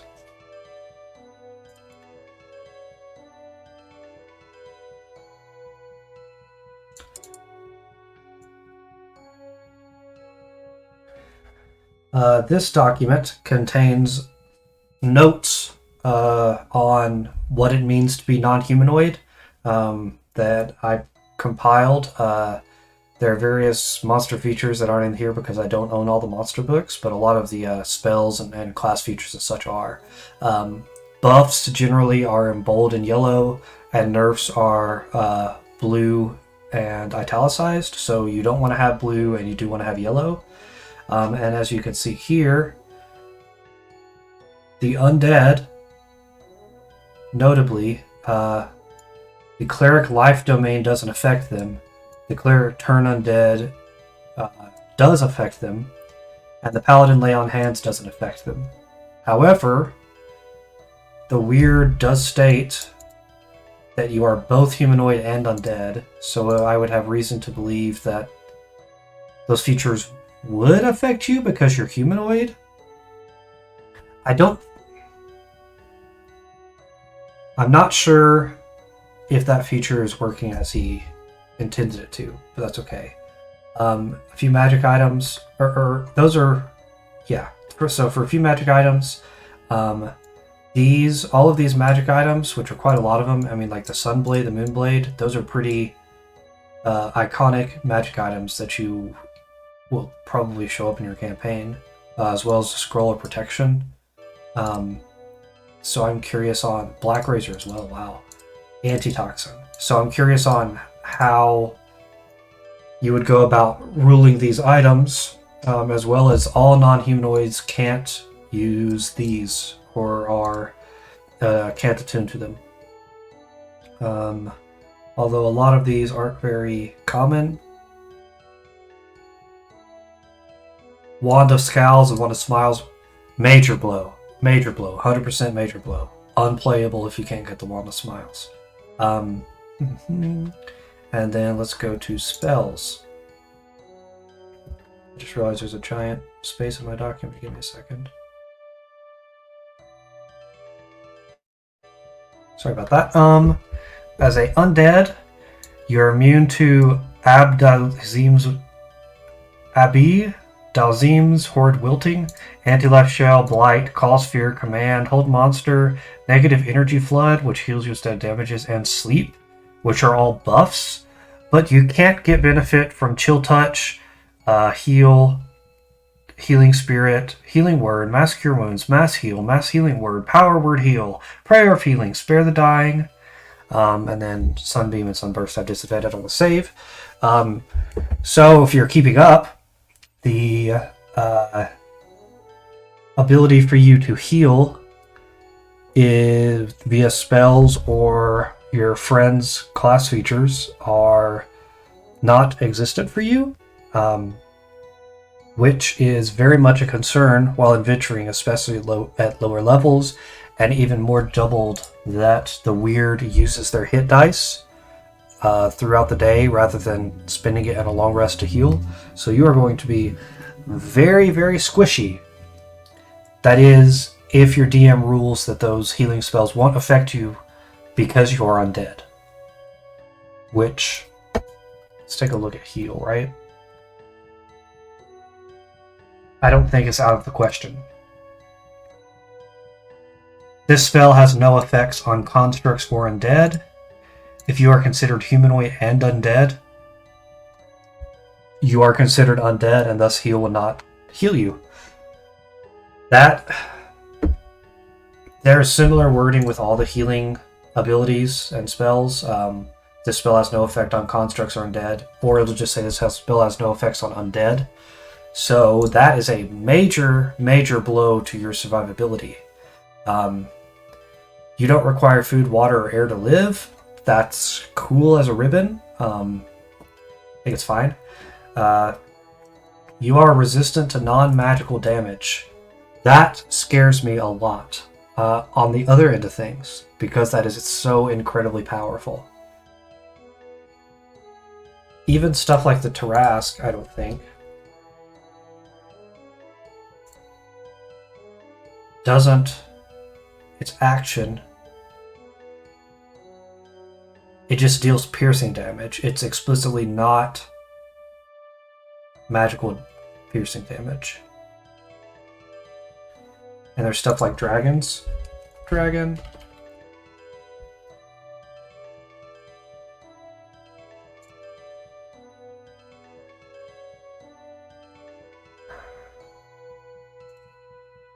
So a dragon's breath, right?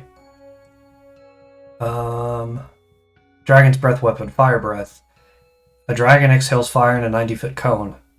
It does not explicitly say this is magical fire, and as such, it is not magical. And if you disagree with me on that, there is guidelines on what is considered magical and not magical. Yes, hi HaggardClint. We are talking about magical and non-magical damage, which has me a little bit concerned. So, anything that this CR24 dragon does to you, you are going to have resistance to every single bit of its damage. Change shape is a non-damaging action. I'm not going to count it. Weakening breath will affect you, but then again, it's also not damage. So every bit of damage that this legendary monster can deal, you have immunity or resistance to. Effectively doubling your hit points. So I'm not concerned because I think it is extremely good or extremely bad, one way or the other. But it is something that I want to point out as it is something to keep in mind through playtesting. That is going to be immediately called out by anyone critical of the class as this is too ridiculous to give them resistance to non-magical damage. And on the flip side is going to be this is too much of a detriment to make them creature type undead. You also give them a fly speed in place of their walking speed, so they're going to have a 30-foot flying speed. And you can see into the ethereal plane up to 300 feet, and if I'm not mistaken, when you see into the ethereal plane, there is no darkness, so you effectively... wonder what spell etherealness? Let's just see things about the ethereal plane.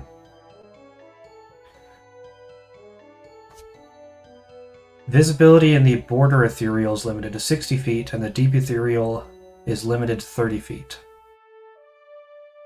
Interesting. Where is this from? This is in the Dungeon Master's Guide. So I'm curious on this text. You can see into the ethereal plane up to 300 feet. I guess it's up to the DM. I would say this overrules your limited sight in the ethereal plane, but a very mean DM might say, you can see into the ethereal plane, but the visibility is limited to 60 or 30 feet, which is not great. Okay, heck of a feature to give it first level, and that's not even their main feature. Clint says it should overrule it. I agree. It's the summoning. Your spirit shakes loose the chains of death and draws energy from the ethereal plane. When you evoke your phenomenal transformation, the howling winds of the ethereal plane encircle you and anchor you to the material world. While transformed, you have the following benefits. And something I wanted to touch on last time but forgot is every one of these transformations to transform takes a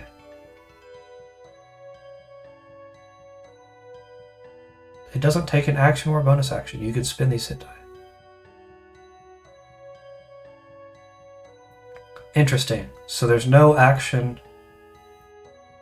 Oh, excuse me. Yeah, as a bonus action or reaction to taking damage. Okay, that is what I wanted to see.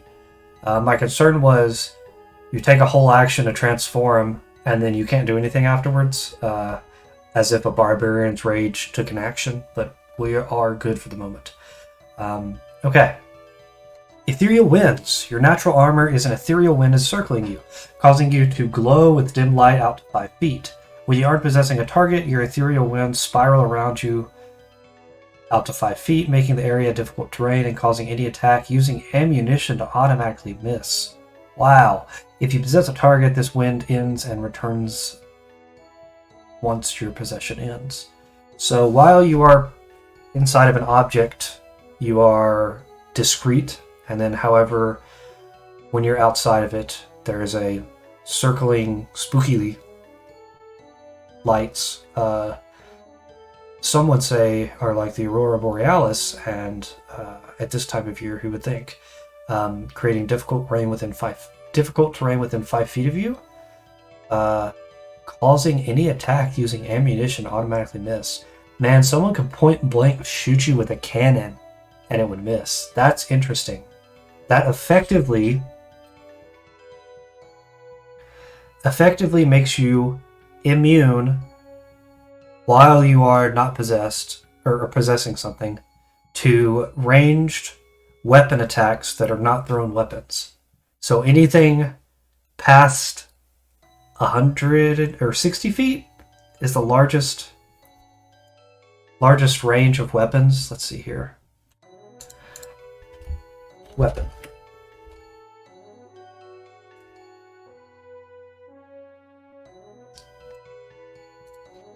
D&D Beyond search is not great, is it? Okay. Let's see any of these simple weapons. A hand axe goes out to 60 feet, but these are thrown. I'm not curious on the thrown weapons. Crossbow light has ammunition. Short bow and sling both have ammunition. And the thrown weapons are at 60 feet max. Blowgun, hand crossbow, heavy crossbow, longbow all have ammunition. And everything with a thrown property has a range of 60 feet. So if you're fighting a enemy that is non-magical and using weapons against you, stand back 60 feet and they can't do anything to you. That is a heck of a combo. And even if they do get within 60 feet, you have immunity to their non-magical weapons, so you can take out armies single-handedly. Tangible possession. You can use objects you possess as improvised weapons and possess creatures. Ooh. You can possess a bookshelf and throw books it holds as a ranged attack, possess a door and swing it open in the enemy's face as a melee attack, possess a rope and attempt to grapple them or similar. Your improvised weapons use a d4 and deal bludgeoning, piercing, or slashing damage depending on the object used. As an action, you can attempt to possess a creature you grapple and force them to make a charisma saving throw. On a failure, you can enter a creature's form and possess them. I'm going to stop because the rest is about possessing a creature. The bookshelf throwing books as a ranged attack does not have a range specified. It sounds like you are aiming for a DM and you decide amongst yourselves what is appropriate. However, you're going to get some mean DMs out there. So that's something to keep in mind. Okay. As an action, while you can attempt to possess a creature, you grapple and force them to make a charisma saving throw. On a failure, you can choose to enter a creature's form and possess them. Improvised weapons have a range, you believe. Oh! You may be right. Give me a second to look that up. Improvised weapons.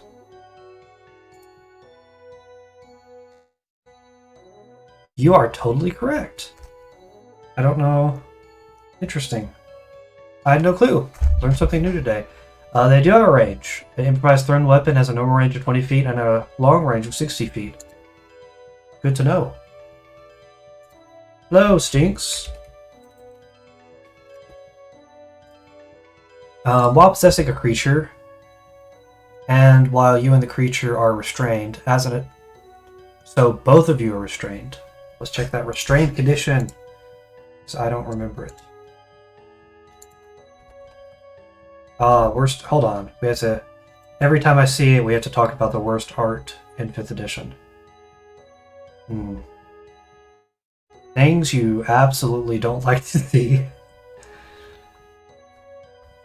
I don't like the way they have illustrated halflings in the Player's Handbook. Okay, Restrained. Your speed becomes 0. Attack rolls against you have advantage, and you have disadvantage on attack rolls, as well as disadvantage on dex saves. So both of you have advantage and disadvantage on each other, so you cancel each other out. However, other people will get advantage on either of you. As an attack action, you can make an attack using the creature's weapons as your own. If the creature takes damage, you take the same damage and make a Constitution saving throw to maintain your possession. At the start of your creature's turn, they take another Charisma saving throw to end your possession. On a success, you are ejected into the nearest unoccupied space, and the possession ends.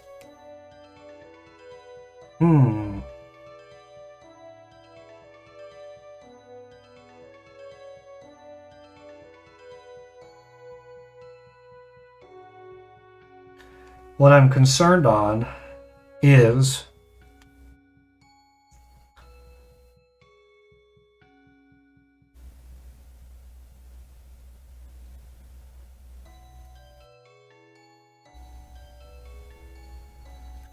let's check a look at this again.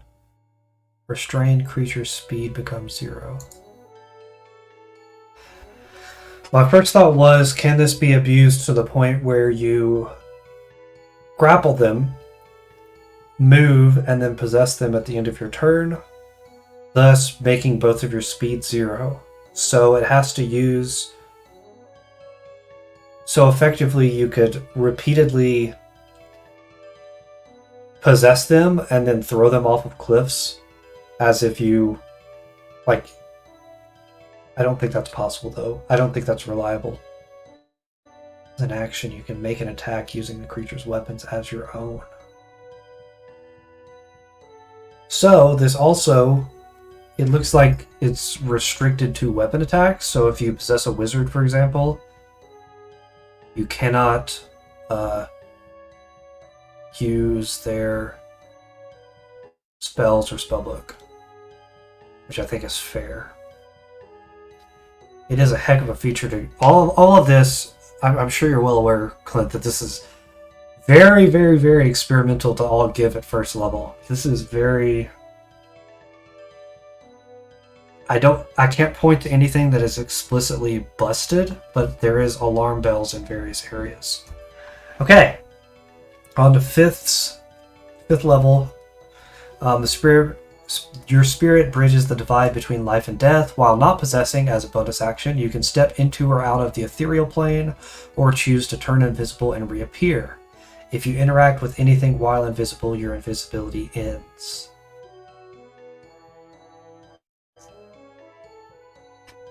Okay.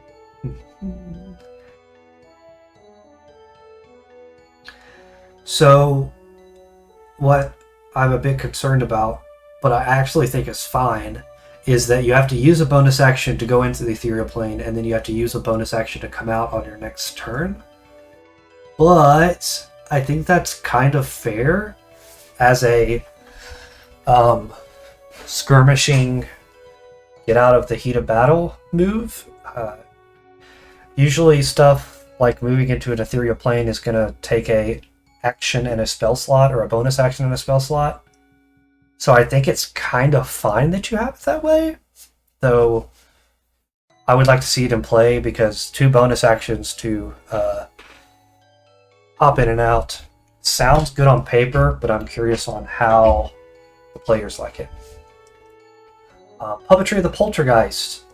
As an action, you can expend a hit die and remotely... Oh, actually, now that I think about it,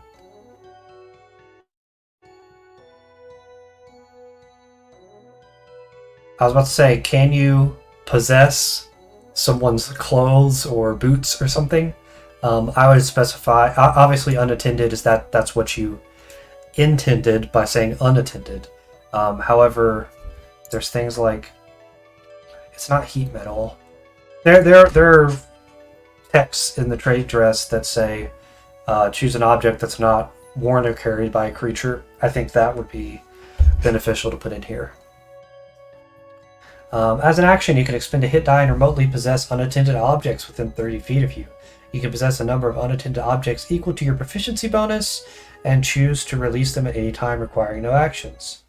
You could use your possessed objects to create an obstruction or aid in navigation, like stacking them to create a wall or a set of stairs. On your turn, you can forego movement to interact with or move any object you've possessed up to 10 feet as if you were touching it.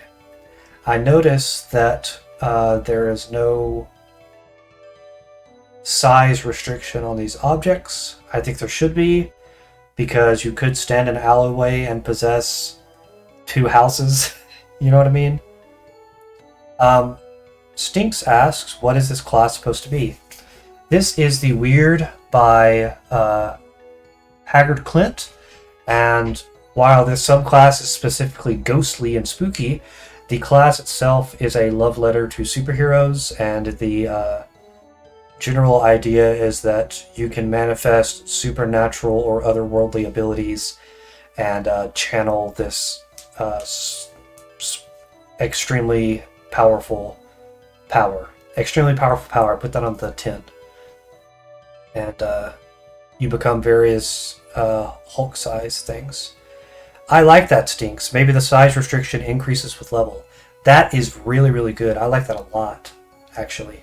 And now that I think about it, there's no size restriction on the first level feature either. So you could just possess a house and then move 20 feet and throw it off a cliff or something ridiculous.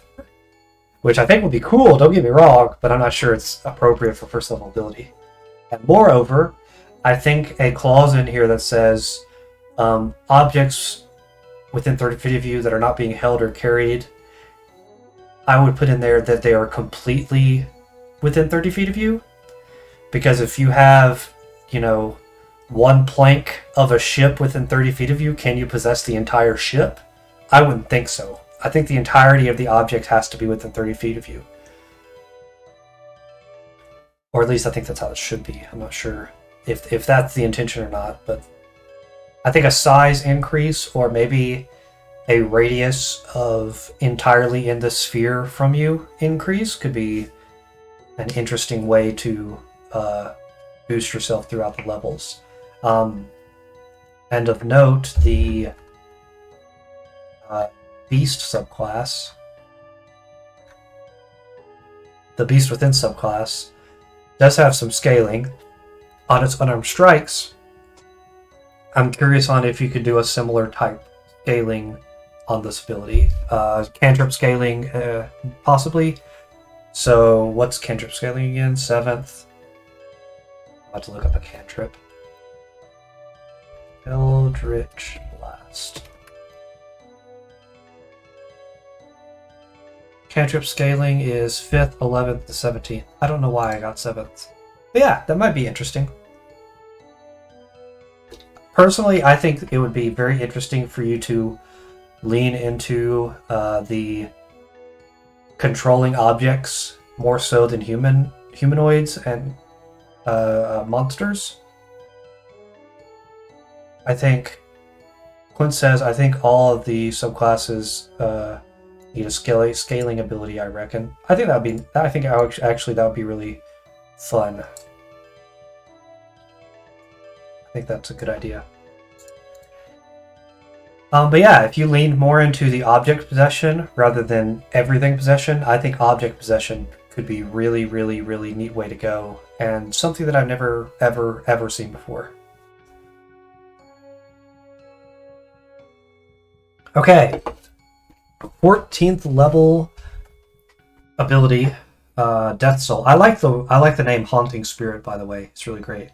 Dead Soul Walking. Your spirit holds greater weight with the plane, almost as if you never even died.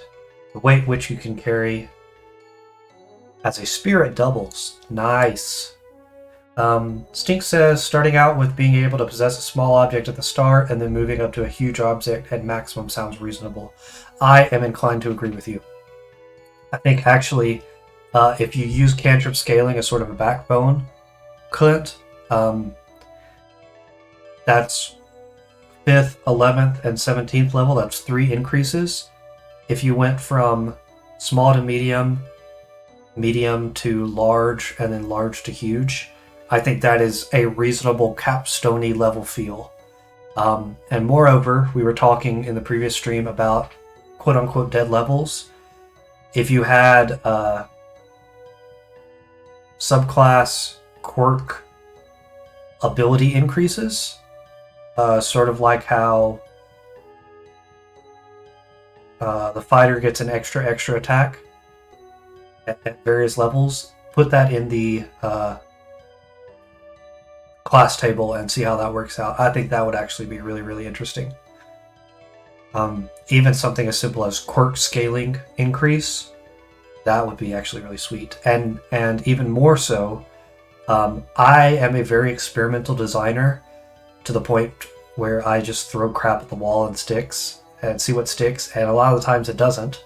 However, I think it would be really interesting for you to, the signature thing of your class, other than using hit dice as a resource and a constitution caster, quote unquote, is to have scaling that is not explicitly based on damage or die increases.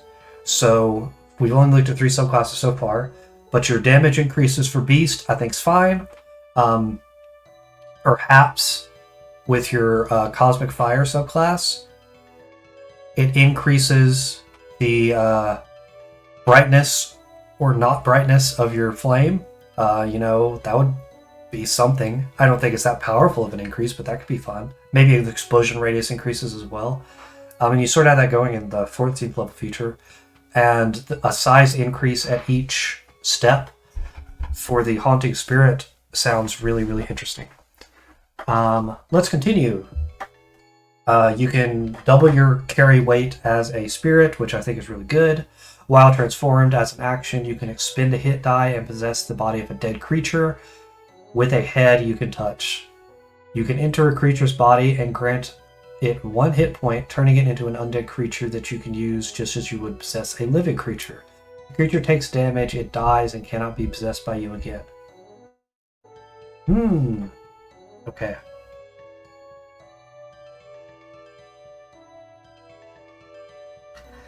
If you go this route, I would highly, highly, highly suggest giving it a stat block. The reason being, the assumption is you are going to use the your constitution stats, your skills. However, if you are currently possessing the creature, let's say you possess a dead wizard, you need to know, does my strength base off of the wizard that I just possessed, or is it mine? And I would look to the wild shape and polymorph text to see if you want to do something like that. I'm concerned there's too much ambiguity with this subclass overall. And you say, hi, this will definitely be explored. There was once a quirk die that increased as used in a variety of ways, such as increasing weights, reach, and damage. Oh, reach would be cool. Oh, man. Oh, man. Scrap what I said about the Beast Within. A Beast Within that increased reach would be sick. I would love that. That would be amazing. To be sized large and then be able to reach like with nobody's business, that would be insane.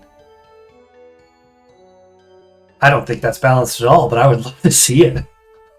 Okay, Unfinished Business of Ghost. This is some nice flavor. I did read this earlier. I'm not going to on stream because it's just me reading text, but I do like it. And I like your box as well. That's a pretty box. Overall, I just gotta give it to you. This is very well formatted. A lot of folks, whenever they write D&D, they still use the starting at 4th level or whatever language, I actually am really happy that Wizards of the Coast went to a starting at X level, you get this language because it just cleans up the document so much. This subheader is so great. Give me a second. Let me pull up my stuff. I want to show you something, Clint.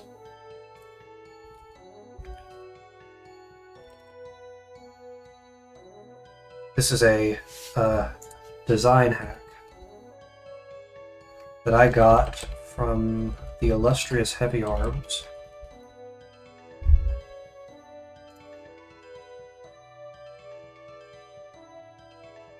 I'm trying to find one that I can actually show. Can't show that one. I have too many subclasses that I just can't show. What about Druid? Can I show Druid? Nope. Cleric. Can I show Cleric? What's my first Cleric? Nope, can't show that one.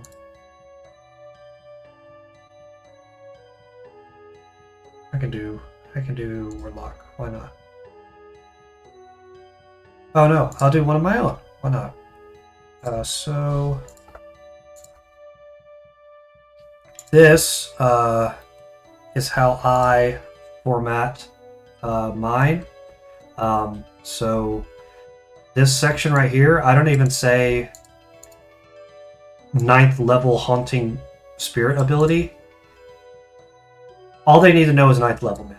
Like, I love this style so much of just putting the level, and if you gain it, give me a second too.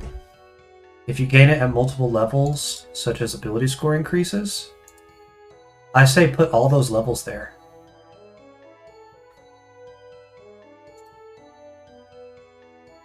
Like this. Like this.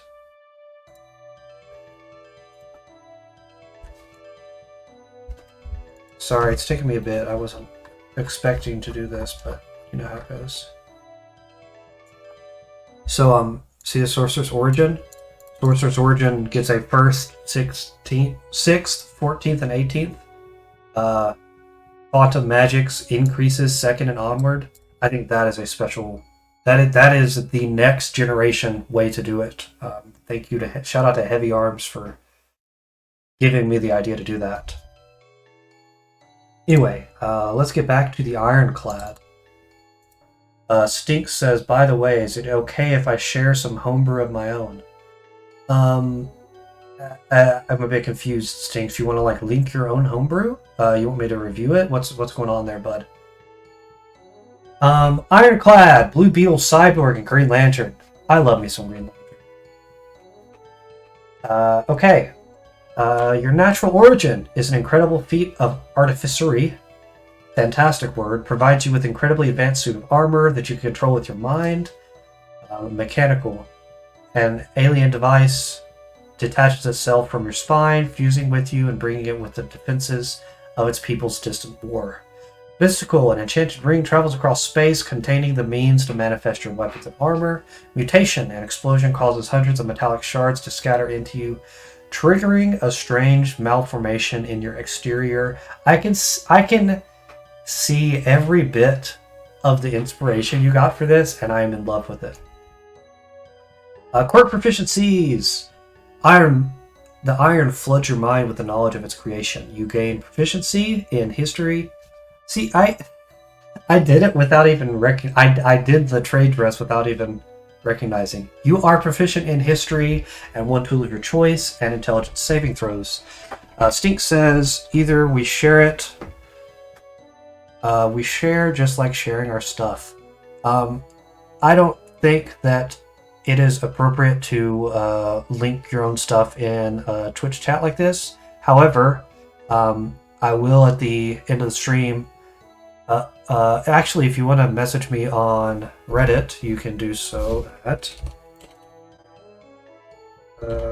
user dragon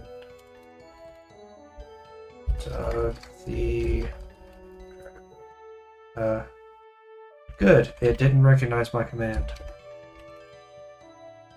The dragon. if you want to message me there, Stinks, I'll take a look at it. Maybe I'll review it on stream. Maybe I'll just review it privately. I don't know. Please don't send me a 300-page document, though.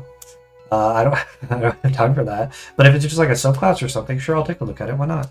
I'm always up for some challenges to the forum. Iron Mind. Your iron grants you a natural intuition for the function of things. You can add your intelligence modifier to any check you make using an object, tool, or vehicle you're currently using that you are not already proficient in.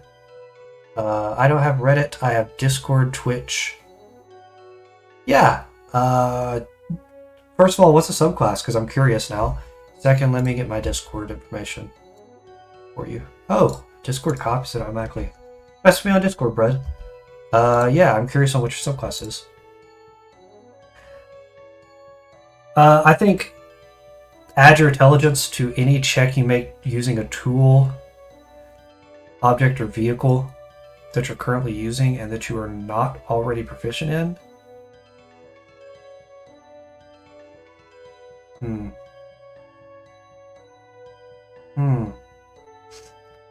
So, the way that tools, objects, and vehicles work is basically you are asked to make a dexterity sleight of hand check, or you're asked to use a dexterity tools check or a strength vehicle check, depending on what tool or vehicle you're using. And so getting an intelligence modifier on top of any of those is interesting. I don't know what specifically you mean by object. However, I do think that, yeah, I think it's cool. And it makes sense as a quote-unquote non-transformed ability. I think it's neat.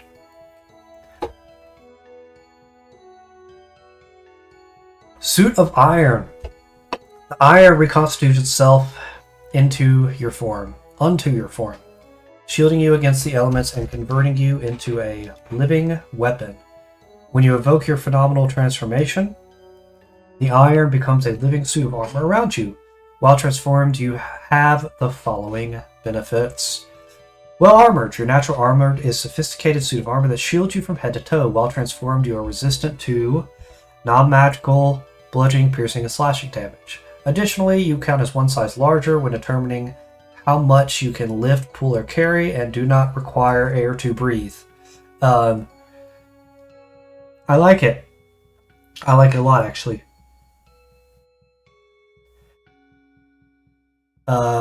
Flavor pick. You could also make it to where you weigh twice as much, which I think is really funny. It doesn't affect anything. However, I will point out that counting as one size larger when determining how much you can lift, pull, or carry does affect medium creatures and does not affect small creatures. Small and medium both have the same amount of lifting, pulling, and carrying, and as such, going from small to medium doesn't do anything for you. So I would put you count as size large when determining how much you can lift, pull, or carry. But we talked about that already. I'm not going to beat a dead horse. Forged weapons. You generate short-range blasts using your armor. Your blasts count as a simple ranged weapon with a normal range of 30 feet and a long range of 60 feet. There's another firework jerk outside. I apologize for that. For the Aussies out there, it is Independence Day weekend for the US, and as such, people have been exploding their money in the air for the past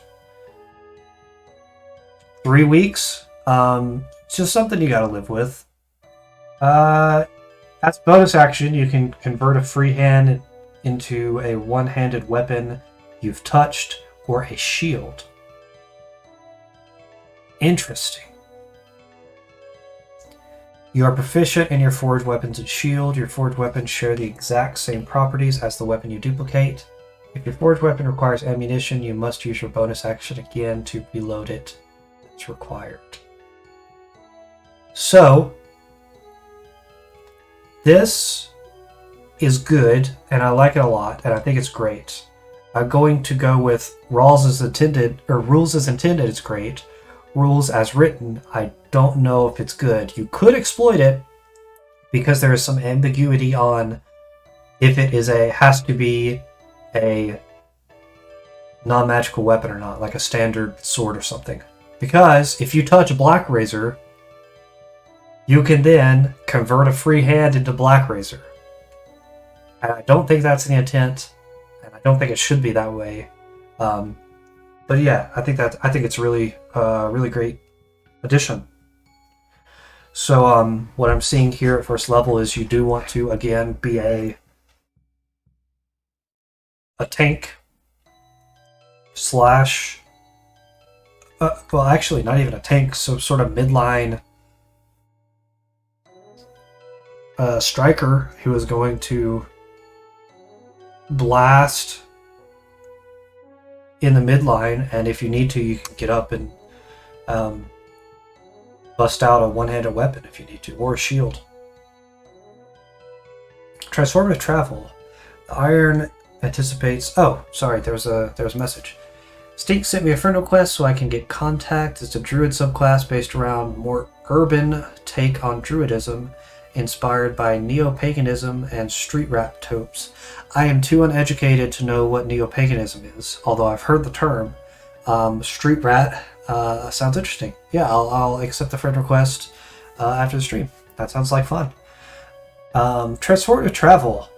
The iron anticipates your needs and alters your limbs to accommodate the environment. You have a fly speed equal to 30 feet. Again, update that to flying speed. And provided you have at least 2 free hands, you also have a climb speed and swim speed of 30 feet. I like that.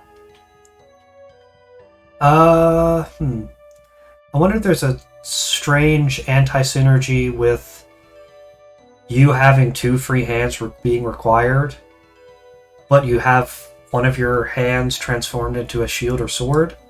You suddenly lose that climb speed. I would put something in there about you can convert a free hand into a one-handed weapon, but you can still use your climb and swim speeds if you have a weapon or shield out.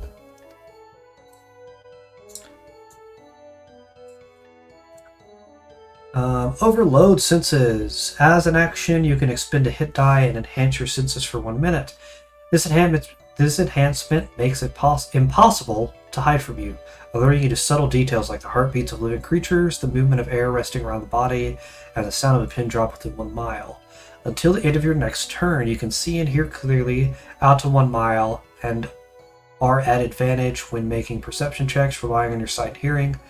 I would rewrite that to trade dress, where you say, and any wisdom perception checks relying on sight or hearing, or actually hearing or sight, are made with advantage.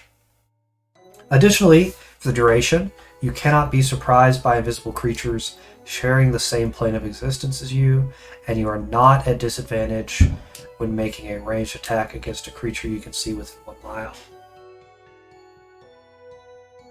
Interesting.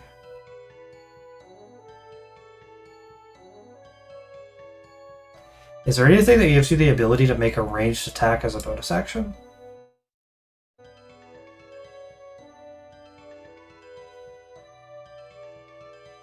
I don't think so. I think this feature doesn't function as you want it to, because you're going to use your action to see far out, and then you can't make a ranged attack. Oh wait, this works until the end of your next turn. So you can use your action on the first turn to see, and then the second turn you can make a ranged attack. Okay, that makes sense. Yeah, I would look at the advantage, disadvantage wording and fix that. Otherwise, I like it. Adaptive Iron. You can use your Overlord. Overlord? Oh my gosh. Overlord senses. Overload senses feature. I love that you capitalize the names of your features. That is a pet peeve of mine that I think should be done throughout all of 5th edition. They've recently changed it to where they do it, much like creature types, but I think it should be done. When you use your Overload senses feature, you can adapt to see attacks incoming. Until your feature ends, attacks against you are at a disadvantage. That's use some rewording. While transformed, as an action, you can expend a hit die and have your iron adapt into any damage or take any damage you take or resistance you encounter. Okay. Damage you take. So does that mean as an action, while transformed, you can spend an action and you become resistant to all damage? Until the end of your next... Oh, never mind. That was all flavor. Until the end of your next turn, you are resistant to any damage you take, and any damage you deal circumvents any resistance or immunity. Wow. Circumventing resistance or immunity is strong. Okay. So let's break this down into what it actually does.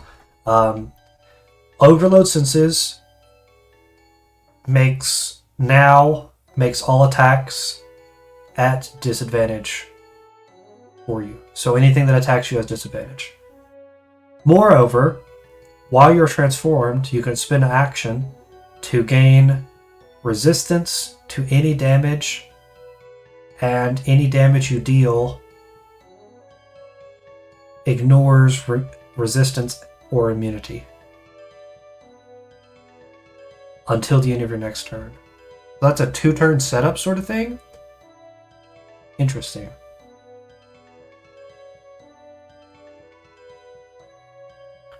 I like this. I think this is really good as a capstone, although it could use some rewording. This with the overload senses feature, I don't necessarily think this is needed. It's fine. I don't have any problems with it, but I do think it's strange. I see some flash stuff down here. I'm excited. Light Runner. A-Train Flash Quicksilver. Yes, I love me some Flash.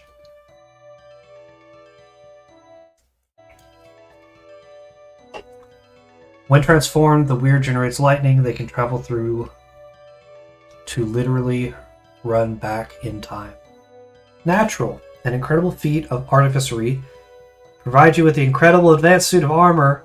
You silly guy. You copy-pasted the table wrong. What a guy. That's okay. I look forward to the new table. Quirk Proficiencies. Clint says it's crazy powerful until the end of your next turn. You do it by spending a hit dice. Those are not... Excuse me. A lot of these are based on big power buff when the need to spend hit dice. I think it's fun. Yeah, I agree with you. I think it's good. Stink says, time travel in fiction is like glitter. It may seem fun at first, but once you're done, cleaning up is nigh impossible and an absolute pain to even try. You didn't fail, man. That happens to me all the time. I've uploaded a document, saved it, and then immediately deleted it to try to upload the next one, and it's just like, I just wasted my entire last 3 hours. Good. One copy-paste error does not make you bad. You are proficient in acrobatics and perception. And dexterity saving throws. Have we gotten any other dex saves yet? So Ironclad had intelligence. Haunting Spirit had... Sorry, my computer's being very slow. Charisma. The Beast I know had strength. Supernova. What does Supernova have? Or Supernova, Cosmic Fire. Cosmic Fire has dexterity. Okay, so you can do 2 strong saves. That's interesting.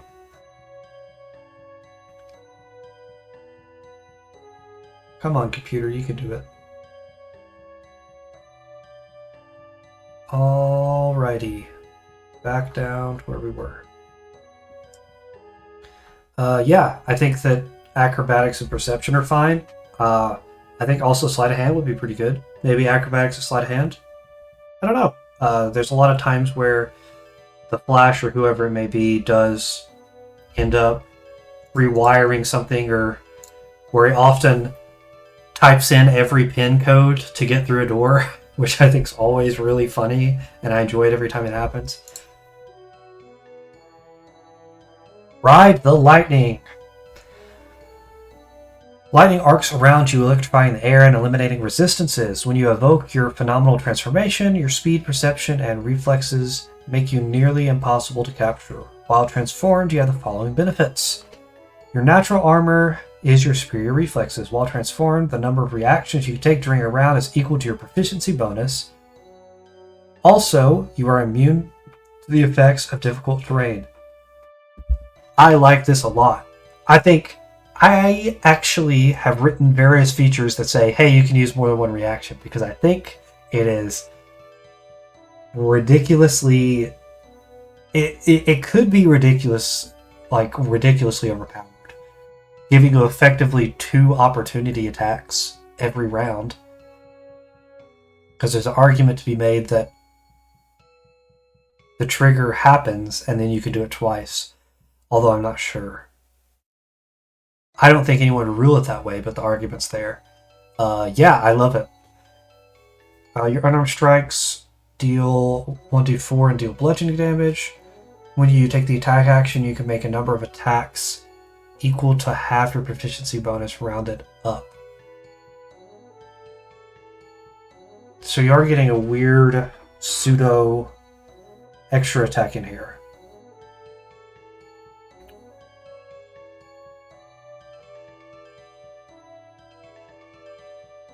Stink says, what if there's a subclass based around self-awareness and meta-narratives and fourth wall breaking?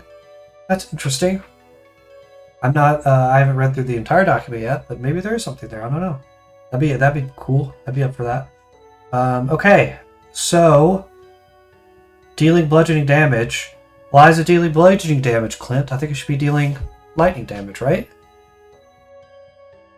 Oh, on a hit or a miss as a reaction, you can make a single attack using your unarmed strikes, dealing 1d6 bludgeoning damage on hit. Wow, okay, this is getting a lot more than I thought it was. As a bonus action, you can use a dash action to move in a straight line. Any creature within 5 feet of you in this move. Any creature within 5 feet of you, when you dash in this way, takes 1d4 thunder damage. Additionally, when you hit a target immediately after moving more than 4 feet in a straight line, the target takes an additional 2 lightning damage for every 10 foot traveled. Wow, this is a lot more than I thought I was going to get. Okay, let's break it down. You deal at level 5, let's say, you get 3, or excuse me, you get 3 as your proficiency bonus, so round down, or divide by 2, round up, that is 2 attack actions. The possibility to deal a simple weapons worth, I'm going to use the rapier. Actually, now that I take it back, when you hit or miss as reaction, you can make a single attack using your unarmed strikes, dealing a bonus 1d6 lightning damage on hit. So you can attack twice at 5th level, and then miss twice, and then use both of your reactions to attack twice again. That's 4 attacks at 5th level. Sure, they're only dealing 1d4 or 1d8 for the first 2, and then 1d6 for the second 2. But I do think that is a lot. Then, on top of that, you can use your bonus action to dash away, dealing 1d4 thunder damage. Wow, that's a lot, man. That is a lot to give at 4th level, or 1st level. I think the idea is there. but I'm not sure that it's sound. That could be one of your scaling things, is you get 2 reactions, cool, and then instead of lightning strikes, once per turn you can, once per turn when you hit or miss an attack against a target, you can make an unarmed strike that deals 1d6 lightning damage on a hit, and then at 5th level that goes up to 2 attacks. At 3rd level, that goes up to 3 different strikes, and at 17th, that goes up to 4. That could be a way to scale it. That'd be sweet. As a bonus action, you can dash away and deal 1d4 thunder damage. But you still have the ability to be attacked from that. Also, any creature within 5 feet of you includes you. So you do deal damage to yourself, which I think is not intentional.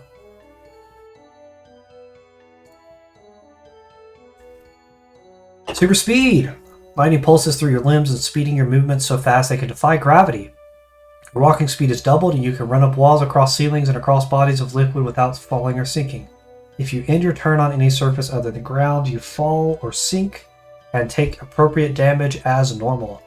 Thank you, Clint. Thank you so much. Because the lineage of, I'm going to butcher the name, Dampier, that they made in the Ravenloft book, has the ability to walk, stick to any surface, including the ceiling. It does not state an end condition. So if you die by a crossbow bolt hanging from the ceiling, that means that you stick to the ceiling for the rest of your days. So I love that you fall at the end of your turn. That is fantastic. I like this feature a lot. Sonic Boom. As an action, you can expend a hit die and move up to twice your speed without provoking opportunity attacks. I think attacks of opportunity is 3.5 in before language. Opportunity attacks is the new language. They mean the same thing, and everyone knows they mean the same thing, but it is weird trade dress stuff. When you move, you can choose to cause a thunderous boom in each creature within 10 feet of you. In 10 feet of the space you just left, make a Constitution saving throw or take 10d10 thunder damage. My wife just texted me. Give me a second.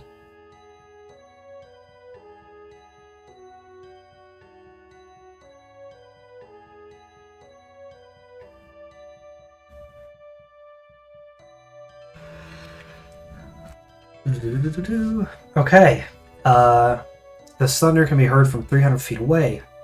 Until the end of your turn, you can leave a trail of lightning behind you, and each creature you are within 5 feet of takes 3d10 lightning damage and must make a dexterity saving throw or be knocked prone.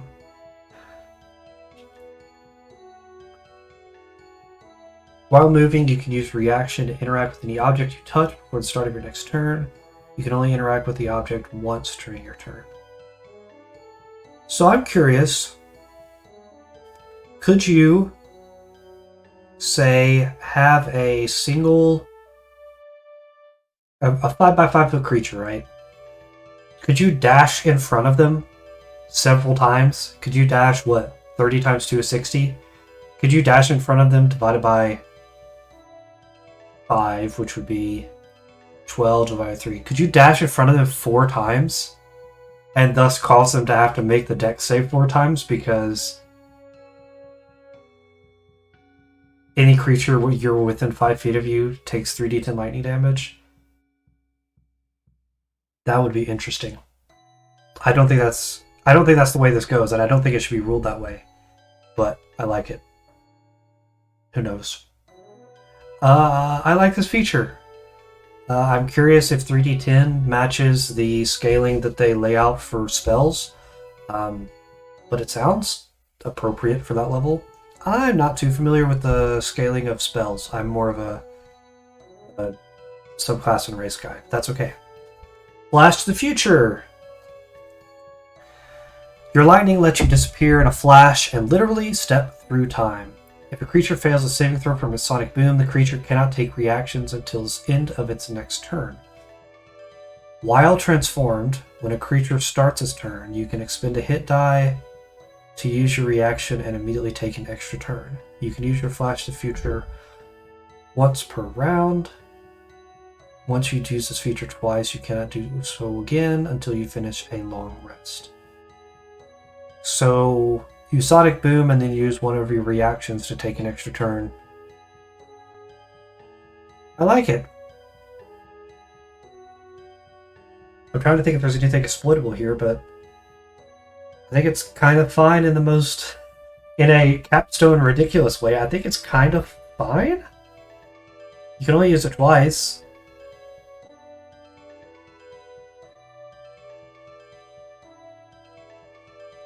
Yeah, I like it. Alrighty. Mother Seed. Ah, the Poison Ivy subclass. Yes, okay. Groot as well. An ancient cult sought to bring about a new generation of God, and selected you as a mother and harbinger of its rebirth. Mechanical. In an attempt to help plants better defend themselves against man, you can now possess the means to control them. Mystical. An eldritch creature shares its magic from deep within space, sharing its life red with yours. Mutation. Your lineage has carried with it the seed for centuries, cursing each of its carriers with great illness and disease until you. Quirk Proficiencies! You are now proficient in nature and animal handling as well as wisdom saves. That sounds appropriate to me. I will note that you should probably... Animal handling should be first. Generally speaking, whenever we list out proficiencies, it's in alphabetical order. Hybrid nature. The seed has forged a womb for itself to grow within you, augmenting your creature type. You are considered both plant and humanoid. As a plant-humanoid hybrid, you require sunlight and water to thrive. As long as you spend an hour a day in the sun and drink water, you do not require food to live. Additionally, the seed provides innate protection against nature. You are immune to the poisoned and diseased conditions if the source of the condition does not target plants. Glad I still have this document open. Let's check out what it means to be a plant.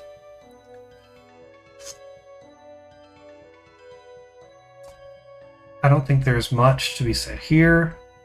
For class features, there is a few.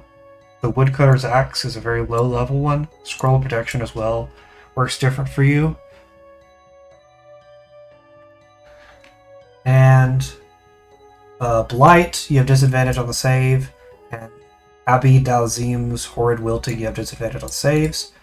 I don't think you'll have an intelligence of less than 3, so I'm not going to worry about Awaken.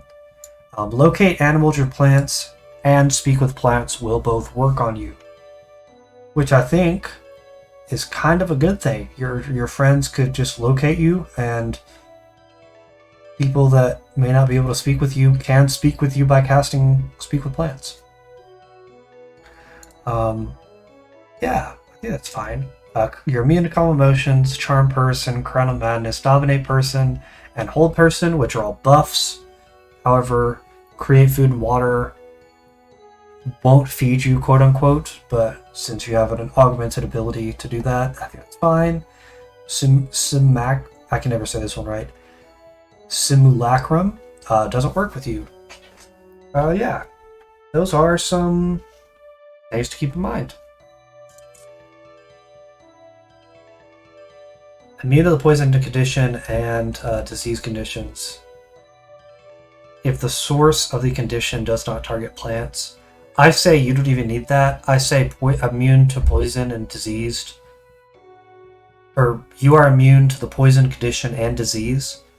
Probably is fine for a first level feature. I don't see those coming up hardly ever. I mean, poison comes up every once in a while, but disease doesn't ever, hardly. I think you don't need the plant restriction on there. I think just making you immune sounds good to me.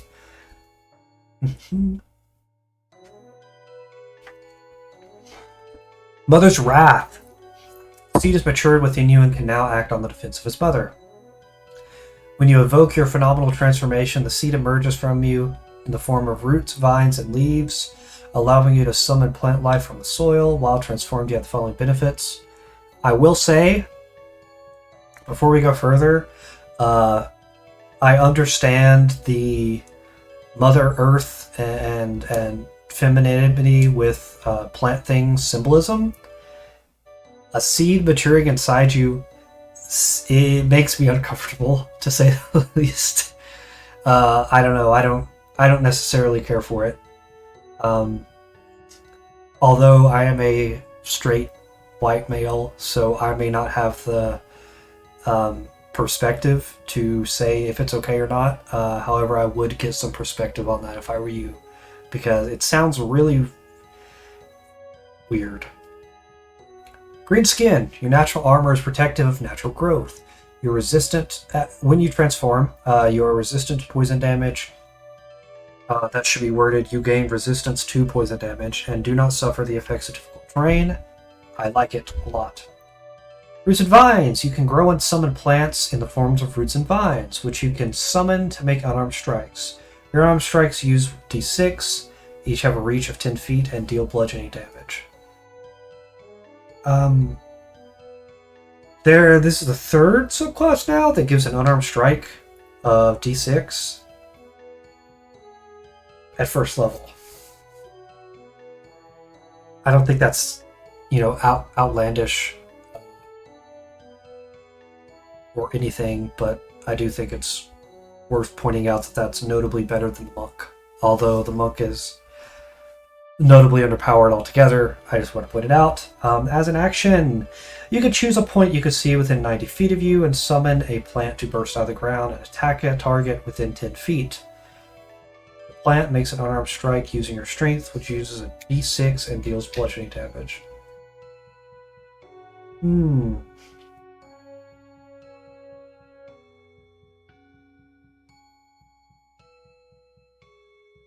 Within 10 feet. So you can summon a plant 90 feet from you that can then reach out 10 feet, which is a total range of 100 feet. That sounds fine to me as an action. A d6 that you can do however many times sounds okay. Alternatively, you could forgo dealing this damage to grapple the target, which is the way I would definitely go about it. I would definitely grapple. Grappling and control are so underused in 5th edition that it is incredibly powerful to just give your enemies a hard time, basically. Your plants are an extensive view. When grappling a target, while grappling a target, any creature can attack your plant as if it were you. The limit of creatures you can grapple using your plants is equal to your proficiency bonus.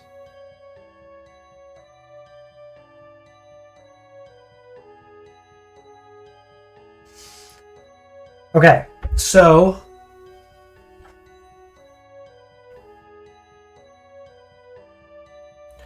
the plant here doesn't have a size category, which means that the grappling doesn't have a size category. That, I don't think it's abusing, but I do think it needs to be there for sure. Because summoning a tiny plant to grapple a gargantuan creature is obviously not realistic. But yeah, I think that's something to go with. I did see your messages, folks. It's a unless someone writes disease and poison spells that targets a query. Yeah, I did see your messages. I didn't have much to say about them, frankly. But that's okay. Okay. As an attack, you can release a grappled creature and throw them as if you would an improvised weapon, which, as we learned today, Has a short range of 20 feet and a long range of 60 feet, dealing 1d6 bludgeoning damage to them and the target on a hit. I like that. I like the idea of summoning a sized plant and then tossing them around. Tossing your friends around. I think that's really cool. I think that's a really cool idea. And a really good, unique core to a subclass. Dirt Digger. The seed roots you in the soil, allowing you to become it. You have a burrow speed equal to your walking speed, and you can breathe in soil. I'm sorry, just the phrase, you can breathe in soil, is such a D&D-ism. I think it's really fantastic when you can write this stuff down and everyone's like, yeah, this is a normal thing people say. I also don't know if it's burrow or burrowing. I know that there's one that doesn't have the ing on the end. I think it's fine. Ferromantic Spores. As an action, you can expend a hit die and emit a 60-foot radius sphere of ferromantic spores that can influence actions of creatures. The sphere lasts for 1d4 rounds. Any creature that starts its turn within your sphere and requires air to breathe must make a Constitution saving throw or become charmed by you for 1d4 rounds. A charmed creature can leave the sphere's area to make the saving throw again at the end of your charm. As a bonus action, you can command one creature charmed by you to defend you and your allies or perform a single action. That is a 60-foot radius sphere. Holy moly, that's big. I would note that it should be centered on yourself, which I understand is the intention. But man, 60-foot radius is a large, large place. I would even, if you bump that down to 30 feet, I think that's fine. I realize there's some play to have. Oh, you say it's a mistake, it should be 30 feet. Good. There is some charming your friends, which probably shouldn't be done. I think it should be creatures of your choice. Not that there's anything wrong with or overpowered or broken with charming your friends. However, I do think it is a generally just a good thing to leave the players' characters to themselves, and then let them control their own characters. Yeah, probably manipulation subclass would be cool, like roulette, black cat, or jinx. There is a, I think there's a probability subclass, if I'm not mistaken. But we'll get there when we get there. Earthen Warrior. I think this is a good ability. I think you should be able to choose who it affects, though. Earthen Warrior. The seed's strength over nature is hard to forget. When your Ferromantic Spores charms ends, the creature is at disadvantage on attack rolls and saving throws until the start of their next turn. When the Ferromantic Spores charm ends, the creature has disadvantage on attack rolls and saving throws until the start of their next turn. Domino as well. Yep, I like Domino a lot. There's one more that I'm thinking of. Isn't there another X-Men that has luck powers? Or am I crazy? There's another X-Men adjacent character that has luck powers. Does Blink have luck powers? Maybe I'm talking out of my butt. I don't know. While transformed as an action, you can expend a hit die and call upon any plants within 90 feet of you to defend you. The plants use your AC and temporary hit points and would die instantly if they take fire damage. Is this meant to be plant creatures, or is this meant to be vegetation such as grass and trees and such? If it is the former, I would capitalize the word plants to symbolize that it is a creature plant type. If it is the latter, I would change that completely to vegetation. As a bonus action, you can command any plant to either attack using your unarmed strike or attempt to grapple a creature within 5 feet of you using their strength. Each plant is considered a creature when targeting. Vegetation is the intent. Okay, good. I actually like that a lot.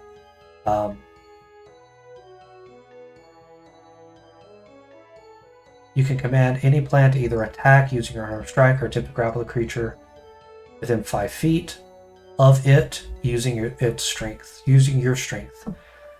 Each plant is considered a creature when targeting, and each plant may take an opportunity attacks if they have their own reaction. Again, this is the grapple needs a size category, but I think it's cool. I think it's actually really cool. I think it's worth pursuing. I think it's great, actually. Plant uses your AC and temporary hit points and would die instantly if they take fire damage. So this is a lot of bookkeeping, is the one thing. Because not only are you having a vine, multiple vines, you also have every tree and grass in the area, or every shrub popping up beside you and trying to grapple your friends. That's a lot of bookkeeping of what temporary hit points they have. I would say something like collectively this vegetation has temporary hit points equal to, I don't know, 10 times your level, maybe? That would be ridiculous. 5 times your level sounds good. And uses your AC and have a vulnerability to fire damage. And as such, they share a temporary HP, so they can... Basically, it's one creature that is doing all the stuff. And let me check. Does the vines here, do they have a condition that they go away? These stay.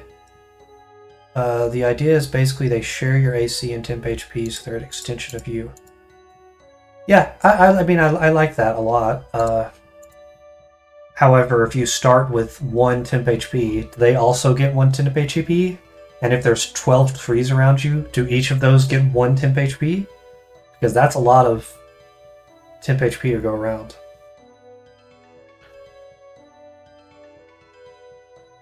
I think you need some size for the vines and such.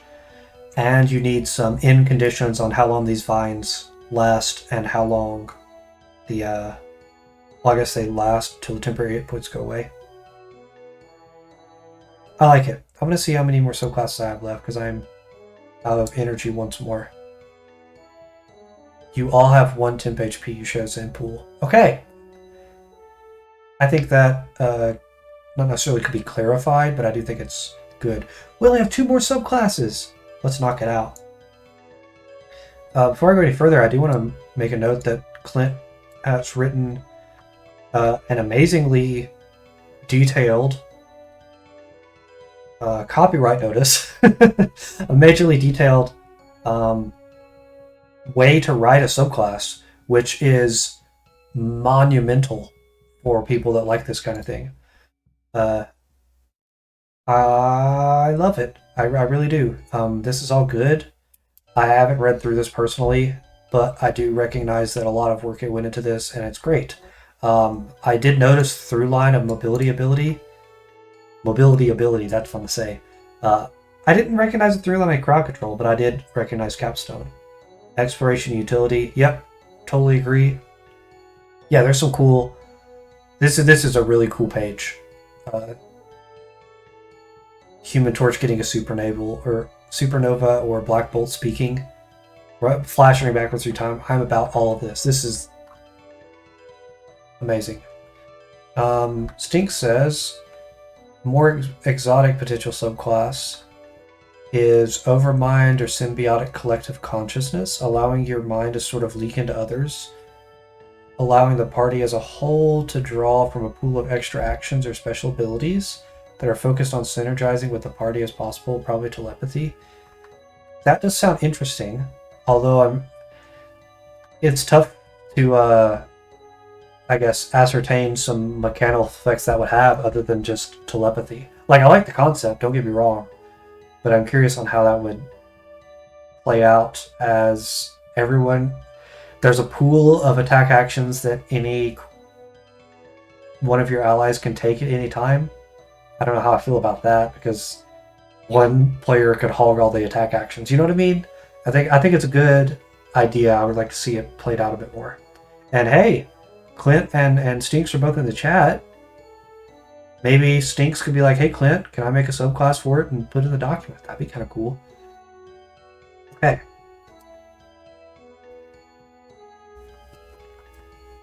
Later, Glitch. Kitty Pride, Nightcrawler, and Blink. Kitty Pride is one of my favorite characters. Actually, all the X-Men are my favorite characters, but Kitty Pride especially is just really, really cool. Your natural origin is you were randomly struck by lightning, resulting in a chaotic violation of your form that takes all your willpower to hold together. Mechanical. Your platoon was the first to wear the new kind of armor designed to augment the perception of light, but something went wrong. Freaking table headers wrong? Temporal glitch? Oh, I see. Planar glitch origins. I feel you in my designer heart. This happens way more than it should. I love it. Mystical. At the exact time you were teleporting using a tree-sized spell, the tree you were teleporting into was destroyed. I've been thinking about this very concept in my own game. So if any of my actual players are watching, close your ear holes for a moment. There's this great teleportation system across all the different islands, and it used ley lines to transport creatures across continents. However, they blew up the ley lines, and thus everyone is suddenly displaced, whoever was in the quote-unquote network at the time. And now there are a bunch of people that are on a completely different continent, or worse, in the middle of the ocean, that weren't expecting to be there that day. And I'm really excited because, again, if you're one of my players, close your ears. The big bad of the series was in prison, so it wasn't that much of a threat. Magically got teleported out. So now he can do whatever he wants. It's going to be great. I'm very excited. Very, very excited. You were born with the ability to conjure fields of distortion capable of warping time and space. It's taken a long time to figure out how to do it safely. I've been meaning to say this for a while. Clint, although there are some trade dress issues, I want to commend you because all of this writing is extremely evocative, and other than your heinous crime of not including an Oxford comma, is very well written. And like, you got full complete sentences, man. You got commas where they need to be. I'm a fan of the semicolon. I don't see any many semicolons here, but it's all written very well. I like it a lot. Okay, Stink says, perhaps when transformed, your mind connects to X number of creatures of your choice, which creates a telepathic and conscious bond with them. You give X amount of points to the collective that they all share, and during one of those creatures' turns, they can expend 1 point to allow a creature within the collective to take an action. That sounds okay. I'm gonna twist it. What if instead of we can work with the scaling dice thing, where it's a pool of dice that you place in the middle of the table, and then you can pull out dice to add to your damage or healing. That would be sweet. And instead of it goes from D6 to D8 to D12, or D10 to D12, that would be really fun, a collective dice. Quirk Proficiencies. I noticed the All Might reference. Is the HaggardClint, is the Quirk name of subclass from My Hero Academia? Or am I reading too far into it? Awkwardly and patiently awaiting a response from Clint himself. The glitch generates a flickering in your natural movements. You are proficient in sleight of hand and stealth, as well as dexterity saving throws. I think those are right on point. I see why you didn't do sleight of hand earlier in the speedster one, is because you had sleight of hand here and you didn't want to double up. But I think it's fine to double up, honestly.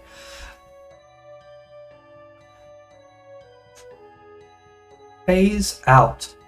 The glitch Clint says, it was first based on Quirk of Fate phrasing, but I was told about My Hero Academia and officially fell in love with it. Yeah, My Hero Academia is fantastic. There are some weird low points in it. There are some really weird and honestly very bad characters throughout the series, including Mineta, who all my homies hate Mineta, man. Mineta can... I don't want to tell Mineta what to do because he'll probably do it. I don't like Mineta one bit. No one does. But it's a really good show. In season 3 question mark, I was like, Red Riot as a character, he's lame, man. He's got a really stupid outfit. He's got a stupid power. Then he comes in with this entire arc with Fat Gum. So great. I could rave about how much I like My Hero Academia. Phase out. The glitch fractures your placement within reality, allowing you to phase in and out of existence. As a bonus action, you can phase out of reality and become intangible. As an intangible creature, you can be seen and heard by creatures on the same plane of existence. Spells still affect you, but weapon attacks against you always miss. And you can move through any unoccupied or obstructed space as long as you hold your breath while doing so. That is an interesting way to go about it. Because... hold.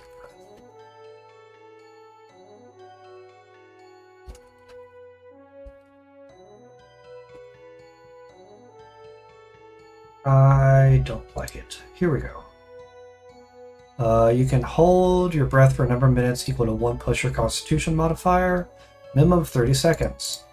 Hell, I would even say give them a feature.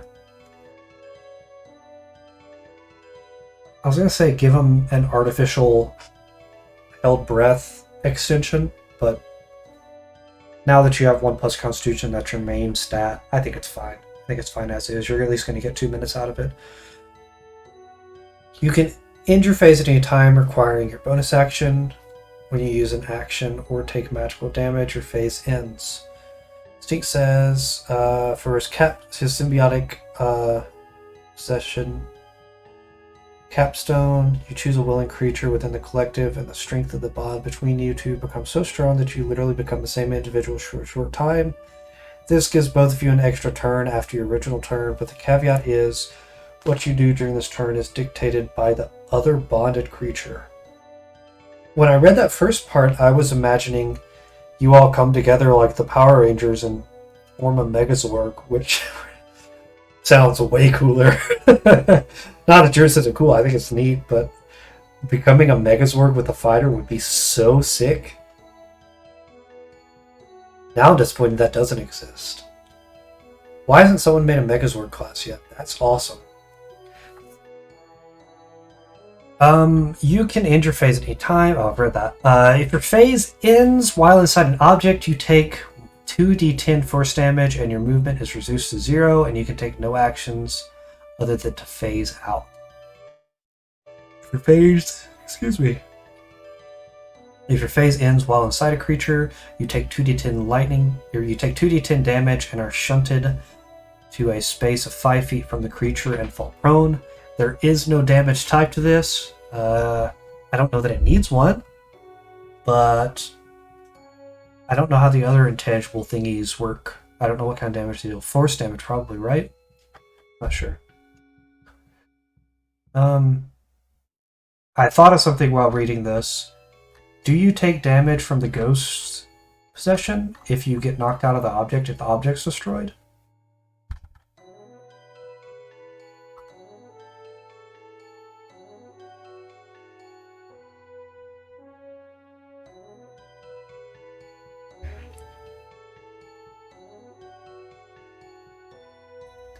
Yeah, I don't see anything about if the object's destroyed, you take damage. For the ghost subclass. I'm not sure that's needed, but it's just something I wanted to point out. I think this feature's cool. As an intangible creature, you can be seen and heard by other creatures on the same plane of existence, but you cannot be physically interacted with.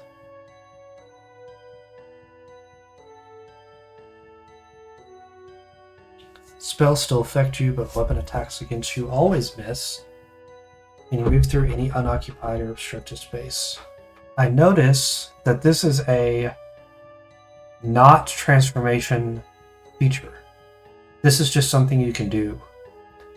To become intangible at first level and become immune to any weapon attack is very, very powerful.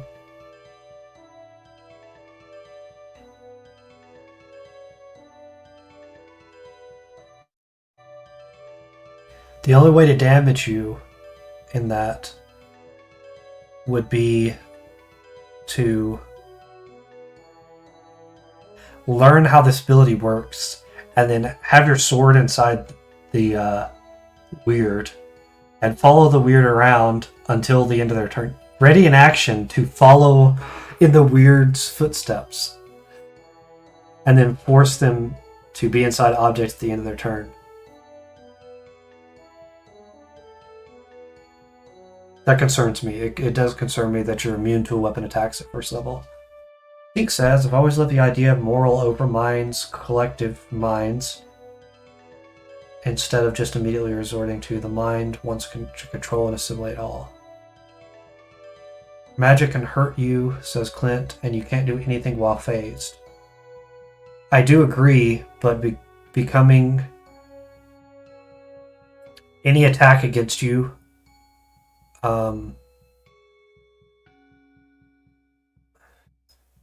you cannot be physically interacted with. I don't know, I feel like you could just become intangible and walk through any traps and walk through mundane enemies. That's a strong feature for first level. And you get another one. Glitch Distortion. You become... The glitch has completely desynchronized you from the plane. You evoke a phenomenal transformation. Abstract distortion echoes around you, causing an aberration of your appearance. While transformed, you have the following benefits. Distortion field. Your natural armor is a distortion field generated by your disconnection from the plane. While transformed, the ripple effect shadows your movements, slightly hiding your true position, and creatures that are at disadvantage when making attacks against you. On a hit, the distortion field and disadvantage ends until the start of your next turn. I like that a lot, actually. So that any attacks against you have disadvantage until they hit, and then you're like, "Ah, crap! I've been found out." I like that a lot. Your attacks generate small pockets of plantar disturbance to keep your target off balance. While transformed, when you hit a creature with a melee attack or a melee weapon, you can teleport within 5 feet of the target and grant yourself advantage on your next attack roll. If you teleport as a reaction, you can make another attack using your unarmed strikes.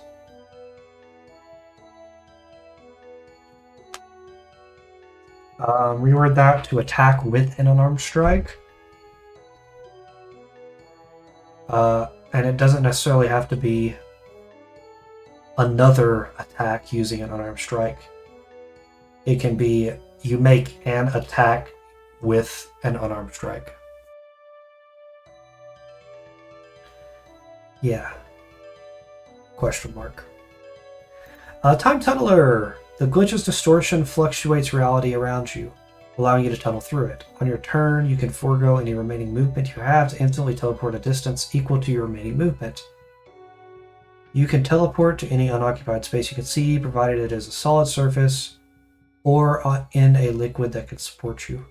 I like this. I like this a lot.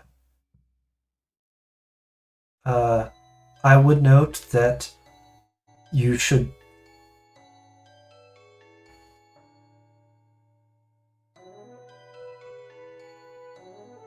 I was about to say, I had to read it again, that you need to be able to see where you can teleport, but I do see that you have to see it now, so I take back what I said. I think it's good. Stink says...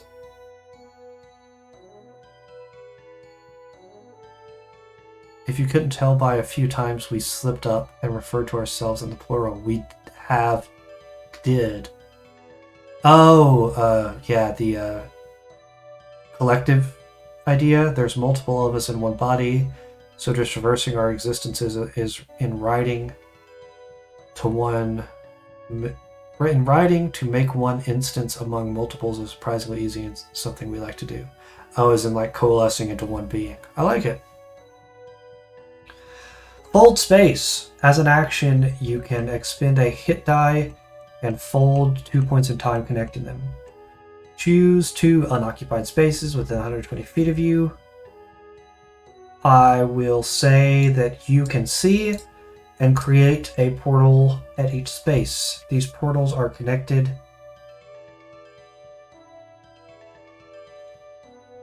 allowing anything of medium or smaller size to pass through them as if they were adjacent to each other. Your portals last until the start of your next turn. If you take damage before the start of your next turn, you must make a Constitution saving throw to maintain the portals.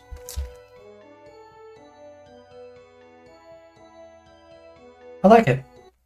That does mean, since if I were to swing a sword through the portal, I could theoretically melee attack someone through the portal, and I think that's real neat. Oh, excuse me. DID stands for Dissociative Identity Disorder. It's not something to be proud of exactly, but it's certainly something, and denying it makes things worse. Yeah, I have to be honest, we don't talk that often, but we do share a few Discord servers, and they seem like a pretty cool person with dissociative personality disorder. They also they often update their Discord name to who they are. Oh wait, I'm thinking of something different. Maybe not. They are multiple people inside the same body. They share a body, and they update their Discord name with whatever person they're feeling. Although now that I look at it, dissociative identity disorder might be the trauma response that happens where you disassociate from reality. But I could be wrong with either of those. I am not an expert in such things.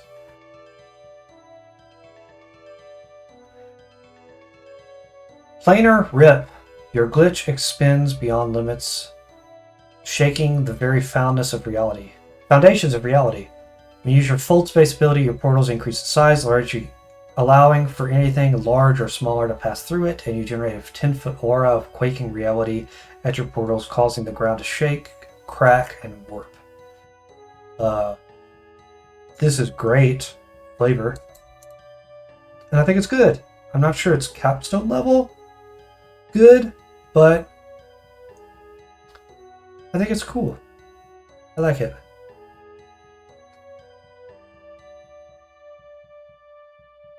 Oh, Dr. Grace here. Hi, Doc. DID is like split personality, but I think it could also be where someone just disassociates from reality. Yeah, there's a few. I think there's a few facets of it. I'm not going to pretend that I know a lot about that, because I don't. However, I do think that nonetheless, a collective is as a narrative concept is really interesting, and I think it could be done really well as a harnessing one's possible perceived shortcomings as power is a great story to tell. And I think it's nice. I think it could be good. Oh, I didn't read all of it. Creating a 10-foot aura of quaking reality at your position, causing the ground to shake, crack, warp, and the aura's area, that's hard to say, becomes difficult terrain, and any creature that enters or starts their turn in your aura must make a dexterity saving throw or be knocked prone. I would make that creatures of your choice for sure, because you want your friends to use your portals. While transformed as an action, you can expend a hit die and rip a 15-foot radius sphere into the plane at your position. until the end of your next turn. Your sphere converts its area into a demiplane-like space, separating it and any creature within its area from your current plane of existence. Until your sphere ends, any creature outside your Rip's area cannot target or affect a creature within its area. I like that a lot. That's interesting. You can use your action at the start of your next turn to expend another hit die and maintain your sphere. You have one use of this ability and regain all uses when you finish all this. I like that a lot.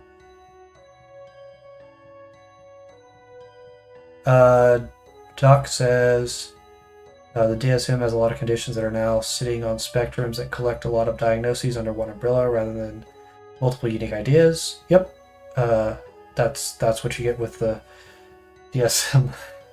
That said, disabilities as powers is always something that has to be worked with extreme delicacy, as our conditions are prone to either being presented as a purely negative or hidden superpowers, which both have their own downsides. My personal favorite versions of this that has been done well is Oracle in PF. I'm not sure what PF is. Oracle.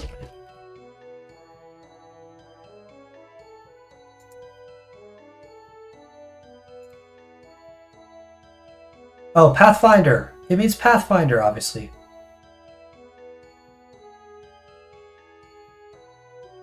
Yeah. Dr. Gray, split personalities is the old term and we don't really enjoy it, but yes and no, not really. Abnormal amounts of disassociation without the creation of a system usually indicates either a form of OSDD, other specified dissociative disorder, or a median system, which is sometimes right in between a normal singlet and a system of multiples in one body. Yeah, I do agree with Doc that while it can be very interesting to have a character with a not necessarily disability, but I'm going to use it as a blanket term where it shouldn't be, as a blanket term, a disability or some kind of shortcoming that reflects one in the real world, definitely has to be done delicately and with respect, and carefully, because if you glorify it, people will attempt to think that that's a good thing, which is in most cases is not, especially not where you have mind powers or something like that, and other things like that. Yeah, I am not well versed in this, but I will gladly listen to anyone that has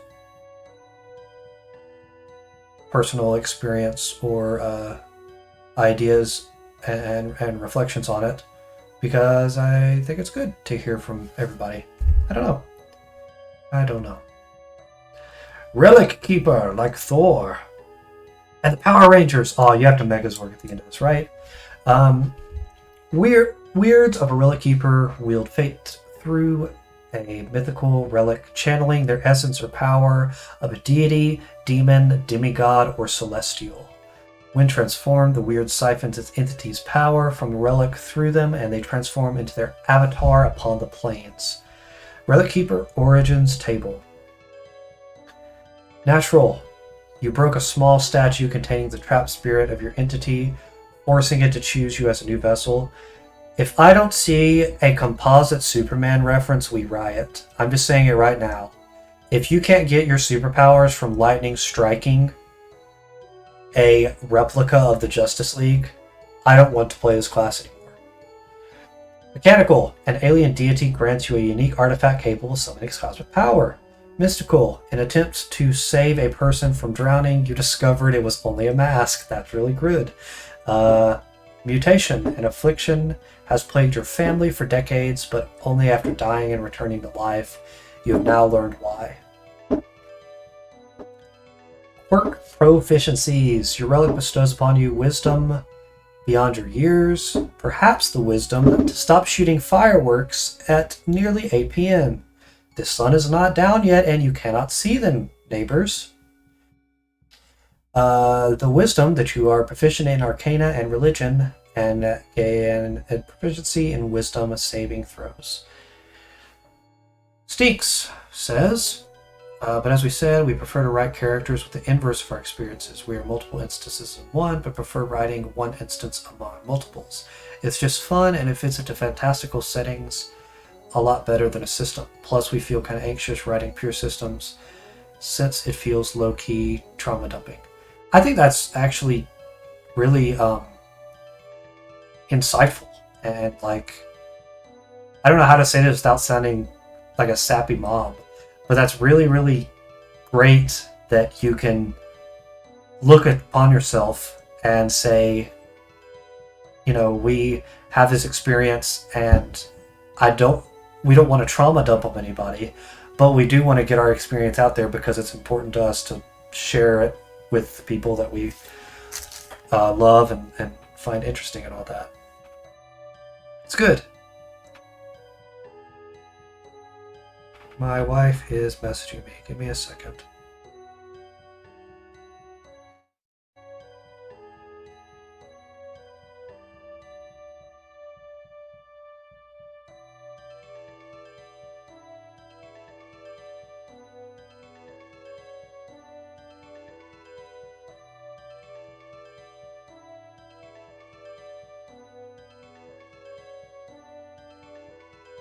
Okay, Doc says, well, the problem here is that it's a superpower. If they ignore your needs because you have a superpower, you present it as an absolute penalty, then it gets treated like a leper. I personally prefer ones that present it more like a side grade, where we get better in certain places while weaken others. I've been working on a madness system for Pathfinder 1 that tries to address this, and it's been a lot of my thinking.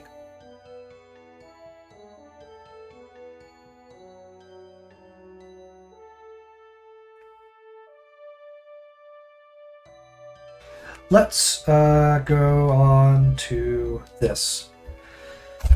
Guardian of the Relic. Only because I have to go soon and I want to finish the last subclass. Guardian of the Relic.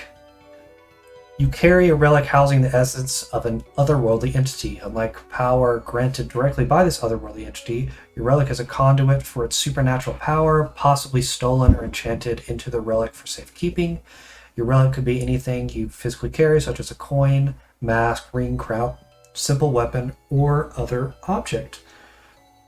While on your person, the magic of the relic flows into you, granting you the means to defend yourself in the form of a fighting style, as listed in the fighter class. Interesting. Only you are worthy of carrying a relic. If a creature other than you attempts to use this relic, it falls to the floor and becomes too heavy to lift. If object was ever lost, destroyed, or out of your reach, you can use a reaction to extend a free hand and summon it, causing it to fly into your hand or magically appear. Let's take a look at the fighter class, shall we? Because I believe there are these optional features as well. Stink says, we made a collective consciousness that our players really like called Kindred. Kindred. That was a bunch of cranium rats in a large group mind that helped those lost in the sewers and connected depths. They were nice to roleplay, and they were somewhat reoccurring during that campaign. That's really nice. I also have a bit of experience with cranium rats. I think they're fantastic little creatures, little critters, and I think they should be used more. They're really cool.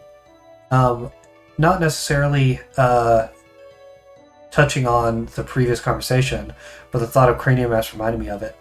I like it a lot. This is a weird narrative trope that I like.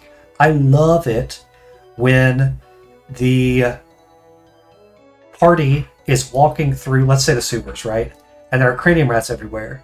And one of the cranium rats starts talking, but they keep walking and they're out of earshot of the first cranium rat.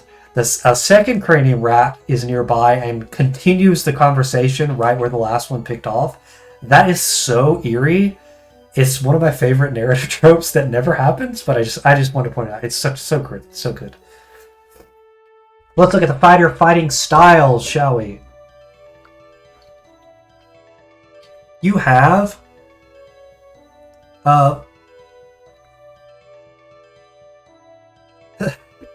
I'm sorry, Stinks. I have Nightbot on pretty strict because we had a problem with another ones. But I think you did say, OMG, I literally did that. Oh, got too excited. That's fine, man. Yeah, it happens. I need to work on Nightbot. I'm pretty new to Twitch, but Nightbot doesn't like caps. He gets really angry about it. Blind fighting is only a blind sight out to 10 feet. Not good, don't pick it up. Interception is where you can use a reaction to reduce the damage of an attack by 1d10 plus your proficiency bonus. It's fine. It doesn't scale very well, but if you have 2 reactions, that might be cool, but you don't. Superior technique, you learn 1 maneuver of your choice. That is a really good one. Really, really good one. You should pick that up. Burn weapon fighting is not very good unless you want to go that route. Actually, it could be a good narrative choice if you want to throw your hammer around. Unarmed fighting is better monk. We're not going to get into that right now. What other fighting styles are there? Archery, which is exceptional. Defense, which is exceptional. Dueling, which is okay, depending on what you want to do. I would not suggest dueling because you're going to be in close up with a melee weapon. To do that, and you still are a squishy little d6 fella that probably will get killed too fast. Great weapon fighting is great, but you don't have proficiency in martial weapons to gain the benefit of it. Protection is also great if you want to be buddy-buddy in the midline and block shots. I think that's really cool. Two-weapon fighting is fine. I know people don't like two-weapon fighting because it falls off really quickly, but I think it's a neat pick. The cranium wraps liked to link together in a Rat King-esque mask under a cloak that has a lot of sentimental meaning to them, and a cute little mask to appear more inviting. Since just bear rats tend to scare people off. Yeah, especially bear rats with exposed brains. That usually does tend to scare people off.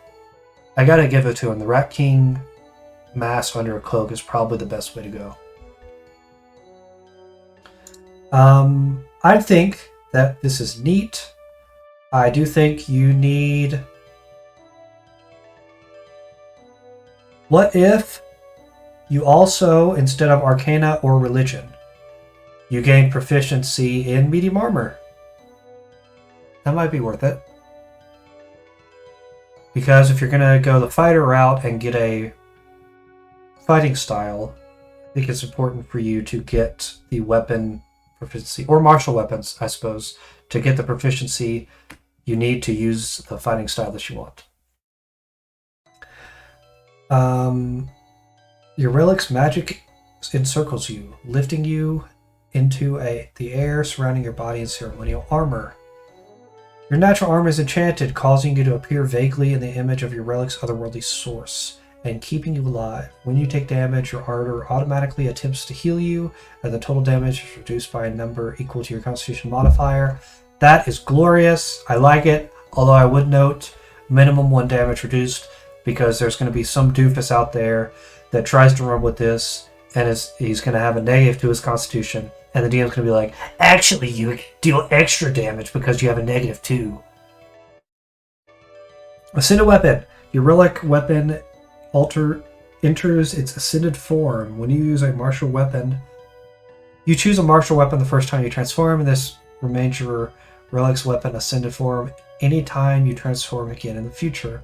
While in its ascended form, your relic grants a bonus to hit and damage equal to your proficiency bonus rounded down, half of it rounded down, and damage dealt by your relic is considered magical for the purposes of overcoming resistances and immunities. I think that's good, although I do think the martial weapon could be moved out of this and into the main proficiencies feature. Sword swing. The relic is the wind beneath your wings. On your turn, you can forgo movement and swing your relic ahead of you, causing it to pull you in a straight line through the air up to your movement speed. If you're pulled through a creature's space, the creature must make a dexterity saving throw, be knocked prone. On a success, your movement ends if you end your turn within 1 mile of the ground. On a success, your movement ends. Oh, those are 2 different sections. If you end your turn within 1 mile of the ground, provided you hold the relic, you land safely and take no damage from falling. I like that a lot. This is a really good feature. I like this. Perfect. Check. I'm going to make a check mark. Check. Check. I can't do it. Okay. Rallying Cry. As an action, you can expend... Oh, there's a message. Excuse me. The cloak was previously owned by a little kid that got lost in the sewers and took care of them. The kid was found by the authorities and killed since they had confidential info and vowed to help the destitute as a collective since then. That's really neat. I like that a lot. Good cranium rats are hard to come by these days, and I like that you add some good cranium rats in your game. Rallying Cry. As an action, you can expend a hit die and rally your allies to your side. Until the end of your next turn, you generate a 100-foot aura of rally. Any ally that starts a turn within your aura gains advantage on their next attack roll or saving throw. Additionally, until the start of your next turn, you can expend a hit die and grant one ally within your aura either the attack action, cast a spell action, or dash action. So this is 2 hit die expenditures, and I think that's fine.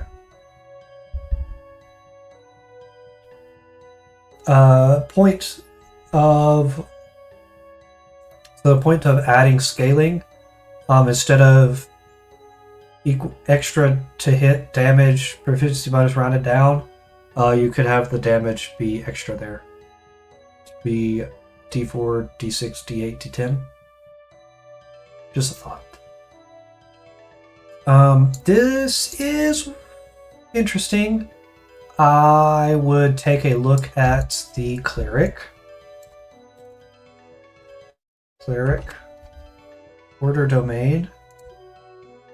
Because their voice of authority does something similar. Because the ally must use their reaction to attack. I would make sure that your ally has to use their reaction to accept this.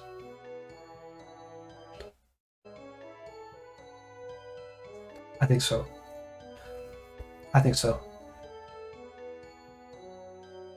Finally, Legendary Keeper. Your relic has deemed you worthy as its eternal keeper, enchanting you with its final form. Your Rallying Cry aura increases by 10 feet. That's a 20-foot radius. That's a big radius.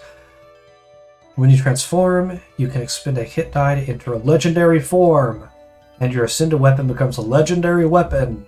In your legendary form, critical hits against you count as normal hit. That's sick! And your legendary weapon grows, extending its reach to 10 feet. Possibly sick. There is a chance that you already have a reach weapon. So maybe say its reach extends by 5 feet. While transformed and legendary, on a hit, you can expend a hit die and deal an extra 2d6 of damage type reflective of the source of its power. Demonic relics usually deal fire damage, celestial relics deal radiant force, and elemental relics deal anything from acid to fire, cold, lightning, or thunder.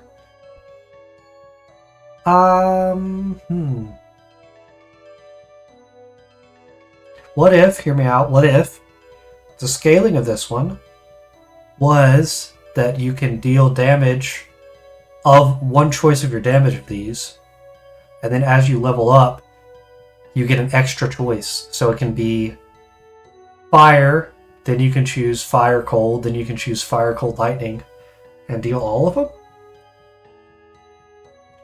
Stink says maybe having you choose a specific trait associated with the relic that affects future features from the start. For example, you could have a relic be sentient, which would give you more symbiotic and supportive abilities towards you, or you can have it attuned to a specific element, among other things. That's an interesting thought.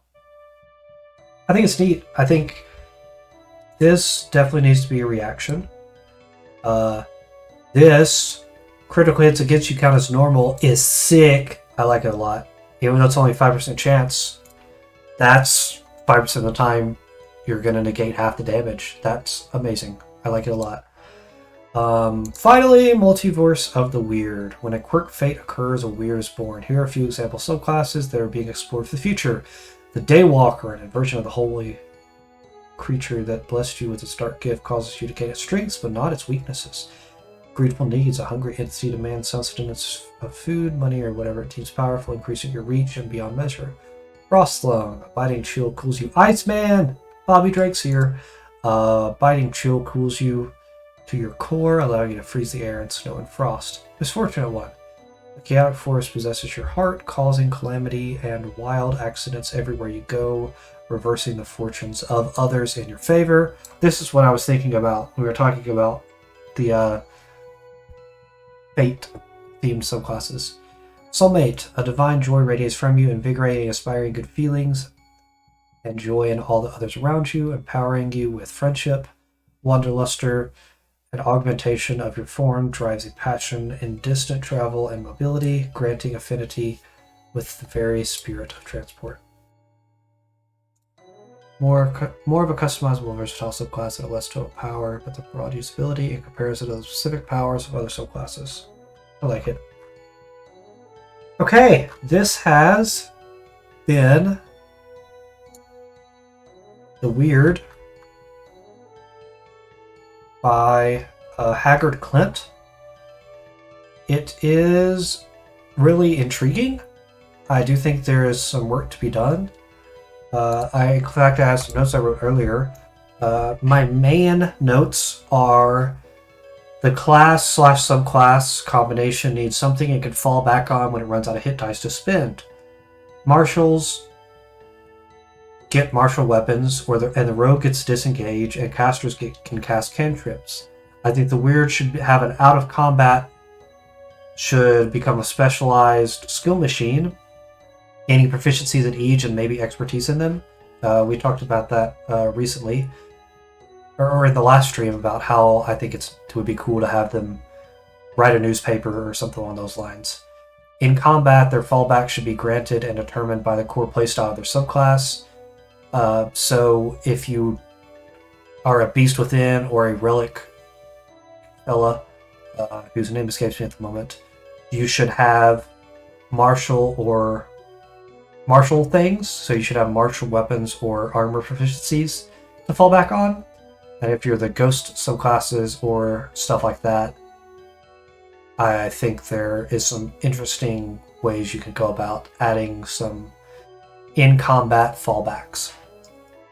And my second point is that more focus and care needs to be brought to the subclass's core game loop. I have brought up a few times that the class's hit die is a d6. I think it is good that it's a d6, but I do think it is scary that it is a d6. That is very, very squishy. And so, if you want to have a frontliner or midliner, such as the Beast Within, or someone that's flying up above but within range, there needs to be something. I recognize the armor class, the natural armor does give that a little bit, but I think that needs to be taken into account. If you're tanking, let me read my rolls for a moment. I have it somewhere. Read it. The roles that I consider the game are tank, peeler, skirmisher, striker, debuffer, buffer, lockdown, healer, controller, blaster, and utility. And let me define those for you. These are rough definitions. I haven't published these anywhere yet because I'm still working on a thing. The blaster is large area-based damage or the ability to safely swap between targets. The buffer is a character focused on effects to increase their allies' effectiveness. The debuffer is a character focused on effects that decrease their enemy's effectiveness. A controller is one that is reducing the choices the enemy has. A healer is pretty self-explanatory. It gives hit points, gives temporary hit points, resurrects people, and removes detrimental conditions. Lockdown is a character that creates physical obstacles on the battlefield that impedes enemies' movement or straight up lowers or eliminates their speed. A peeler is a character that focuses on pulling enemy aggression off of other characters or directing the targeting in different ways. So the Barbarian is good at this with the Reckless Attack, for example. Skirmisher, a midline character that is meant to move into the front line, deal damage, and then move back to the midline for safety. The Rogue's Disengage is the paramount of a Skirmisher. Striker is a single target damage focus, usually bursts of damage or multiple attacks one right after another to one creature. A tank is a creature, I guess it's a creature technically, a character that intends to absorb all damage and attacks from foes, so they generally have resistances and a high armor class and health pool. And finally, utility are features designed for out-of-combat use. Tools and skill checks, spells like Knock or Mage Hand are pretty utility. Trap stuff is utility. You know what utility is. Okay, let's see what I missed in chat while I was reading those. Less ability to heal during short rests since the hit die is so small, but you have more of them. And you still have decent. Clint says, the original intended to be a controller class overall, which is why there's a focus on grappling, movement, area of effects. Lockdown would be the case here in some ways. Yeah, I think Lockdown and Control as a class backbone is really, really interesting. The trouble with that is you do have to compete with the very expansive spell lists of the Sorcerer, Druid, and Wizard, because their spell lists are chock full of Lockdown and Control spells. Clint, if you know where I am on Discord, if you want to message me, I will show you my draft of what I'm working on that has all these roles defined. I went through and rated all the core classes, as well as rated all of the 500 plus spells in the game on these various roles. If that's something that would benefit you, I will gladly donate that. But it varies depending on your quirk, so the major concern has been how different each quirk plays. Wholeheartedly agree. I think that is a draw of the class, actually. Some people may say, a fighter to fighter is basically the same. I think the Wyrd being weird in that sense is definitely a benefit. Danny Phantom is very different from the Hulk. I think it's great. I think, figuring out what role the subclass fits is going to be really imperative to making this class work. For example, the Beast Within looks to be a tank and a striker, but when the beast form goes down, you're just a lowly citizen. I suggested having some skill floors on the acrobatics and athletics. That would mean you have something to get out, but you still kind of don't have much to do to get out of dodge. For the Cosmic Fire, for example, there's an emphasis on flying around and sniping enemies, you being either a striker or a blaster in that sense, but nothing it can do from range once it runs out of hit dice. So maybe it has some ability to just start fires on objects and toss improvised weapons at people. So I think there needs to be a fallback plan once you run out of hit dice to use on those things. And I recognize there are ways to get back hit dice in the core class. However, I do think it is going to be more often than not that you are going to be completely out. And actually, I take that back. It's probably not more often than not, but it is the one time that it does happen. It's going to be really feels bad, man, to not have any features that you can do, or many features that you can do. Let me rephrase that. I apologize. But yeah, I think this is super interesting, and I am very, very, very excited to see where it goes. It's very well put together. The cover art is fantastic. From my understanding, you did this all yourself. It's great. I like it a lot. Best of luck to you, Clint. I had a lot of fun doing this. Stinks, I will get with you in Discord. Probably not immediately after this, but sometime. And yeah, thank you all for coming out. It's my first time reviewing something on stream, and I thought it was kind of fun. Expect more stuff like this, I guess. Bye, everybody.